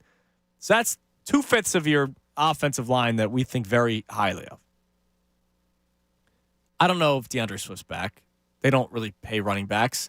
It's a thing of Howie Roseman to acquire a running back on the final year of his deal, and I don't think that's a bad strategy. It's just when you find one that you like, it would be nice to keep them, but who knows? So you could have a new starting running back. So that's 3. And then you're pretty much good from there. A.J. Brown, Devontae Smith, I think he's that back. Contract, yeah. Wide receiver, they don't have a wide receiver 3. So that's 4 on offense that you're going to have to replace. We talked about the 5 starters on defense you had to replace this past year. You're already, unless something crazy happens, there could be more. You're already at 4 guys on offense out of your 11 that you're going to have to replace. Then on defense, I know there are more rotational guys, but Fletcher Cox sometimes lists as a starter. So for the sake of the argument, Fletcher Cox, I doubt both Slay and Bradbury are back. One of them is going to be gone. They're going to rework a deal. Somebody's going to be gone. There's a chance that one of those starting corners is gone, so that's 2. You have to replace, all linebackers? Kobe Dean is the only one that, but you can't really count on him. I can't count. I don't think he wasn't good. Even when healthy, he was not good this year. Wasn't healthy, wasn't good. That's a bad recipe. All right, fine. Let's just go 1 linebacker, even though it should be complete overhaul. No, I'm going 2. Screw it. 2 linebackers. Byard's not going to be back. You're going to need another safety. You're now once again replacing 5 starters on defense and 4 starters on offense. And by the way, part of their plan might have been Sidney Brown, who's probably going all of next year. Yeah, that's with the true. ACL. That's right. You're now replacing 5 starters defensively, 4 starters offensively. It's going to be a lot of overhaul. And then there could also be moving parts. They could trade players. You never know. The Devontae Smith thing, dude, that worry. I don't even want to have that conversation because that worries me. Surtain, that was the name that popped up randomly this year. Who knows, man? By the way, that Ari Myrov, one of the guys that just steals content all day and posts it. Yes. He posted a video of the war room when the Titans traded A.J. Brown, and it was Vrabel shaking his head. Remember, he wasn't happy with the trade. Gotcha. He's like, maybe this was the beginning of the downfall for the Tennessee Titans. Now, that was 2 years ago, but whatever. Yeah, that Titans organization's a mess. I don't think it's Vrabel's fault. Let's go to Ray on the cell. Ray, you're on the Fanatic. Hello, Ray. Hey, guys. Jonas. What's up? Hi, guys. Stay dry because it's pouring out. Yeah, I saw during the last break, I looked out the window. It looks miserable out there. My only question that I want an answer to is, I know that coaches are getting screamed at deservedly, but the personnel on defense is very, very weak. Hey, it's not good. It stinks. Injuries. And my last thought is Michael Barkan sucks. End of that. That's not really nice. Why are you doing that? Hey, I think Barkan's a legend in this city and very talented. There's a reason why he's been doing it as long as he has been. I respect the hell out of Michael Barkan. I'm pretty sure that guy called in like a couple weeks ago and dropped the mic on another guy he didn't like. Who was it? I can't get over the random Tampa Bay puffiness and Michael Barkan catches strays. Who I don't know. I've spoken to him. He's a very nice man. We just haven't mentioned him today or this week. No. Okay. Out of left field. Well, show's in left field today, buddy. Charitable guy. All right. I think that guy called in not too long ago and dropped the mic on someone else that he didn't like, but I don't remember. And I remember being like, dude, why don't you just tell him that? Was it radio? Was it TV guy? I don't remember. No. I don't remember. But I find that very, very odd. Yeah, I'm not going to. 49er Vince, I love you, man. I'm not going to let you get chesty today just because I said there's like a handful of teams that are allowed to be chesty. It's weird. Weird final hour to the show. Let's go to Matthew in Fishtown. Matthew, you're on the Fanatic. Hey, boys, how you doing? What's up, Matt? I wanted to put one more name in. DeMarco Murray was someone that I never enjoyed having in Philadelphia. Felt like he had bad energy, big deal, big contract. Bad energy was true, but I don't blame DeMarco. Chip Kelly, like, that is not a running back in his system. LaShawn McCoy is. You know what I mean? Like, yeah. Like DeMarco Murray is a north and south runner, and they're running the spread run with him. They're trying to bounce him to the outside. Now, him sliding, remember that? Him sliding to avoid a hit is a little problematic. But DeMarco Murray, not really one of the guys that comes to my mind. Yeah, no, that's fair. That's fair. And I figured it might be on Chip, right? I feel like That's why I put Chip before I put DeMarco. I put Chip right on this list, man. I appreciate the call, Matt. I got to get out of here. All right, that'll do it for today. Best show ever coming your way next with Tyrone and Ricky and Jen. Tommy, thank you. As always, I appreciate it. Ray Dunn should be back tomorrow. He already texted me that there is a chance he gets snowed in Wichita. Awesome. But maybe I'll see you tomorrow then. He thinks he'll be here tomorrow, so we'll figure it out. Everybody have a great, great, great rest of your day. If you're a Buccaneers fan in the area, screw you. Go Birds. That's all I'm going to say. You bothered me today. 97.5 The Fanatic. Fanatic Sports Update. Goodbye, Gautier. I'm Tom Alvord, and this update is brought to you by Unbound.org. A girl in Kenya dreams of becoming a doctor. An elder in Guatemala dreams of being part of a community. Reach out and change their world, and it will change your own. Unbound.org. Yes, some shocking news dropped last night as the Flyers traded away number 2 prospect Cutter Gauthier to the Anaheim Ducks for 21-year-old D-man Jamie Drysdale and a 2025 second-round pick. GM Danny Briere spoke yesterday and said Gauthier told the Flyers a few months after the 2022 draft that he did not want to play in Philadelphia. They waited to see if he was changed his mind. Gauthier's camp then completely stopped talking to the Flyers for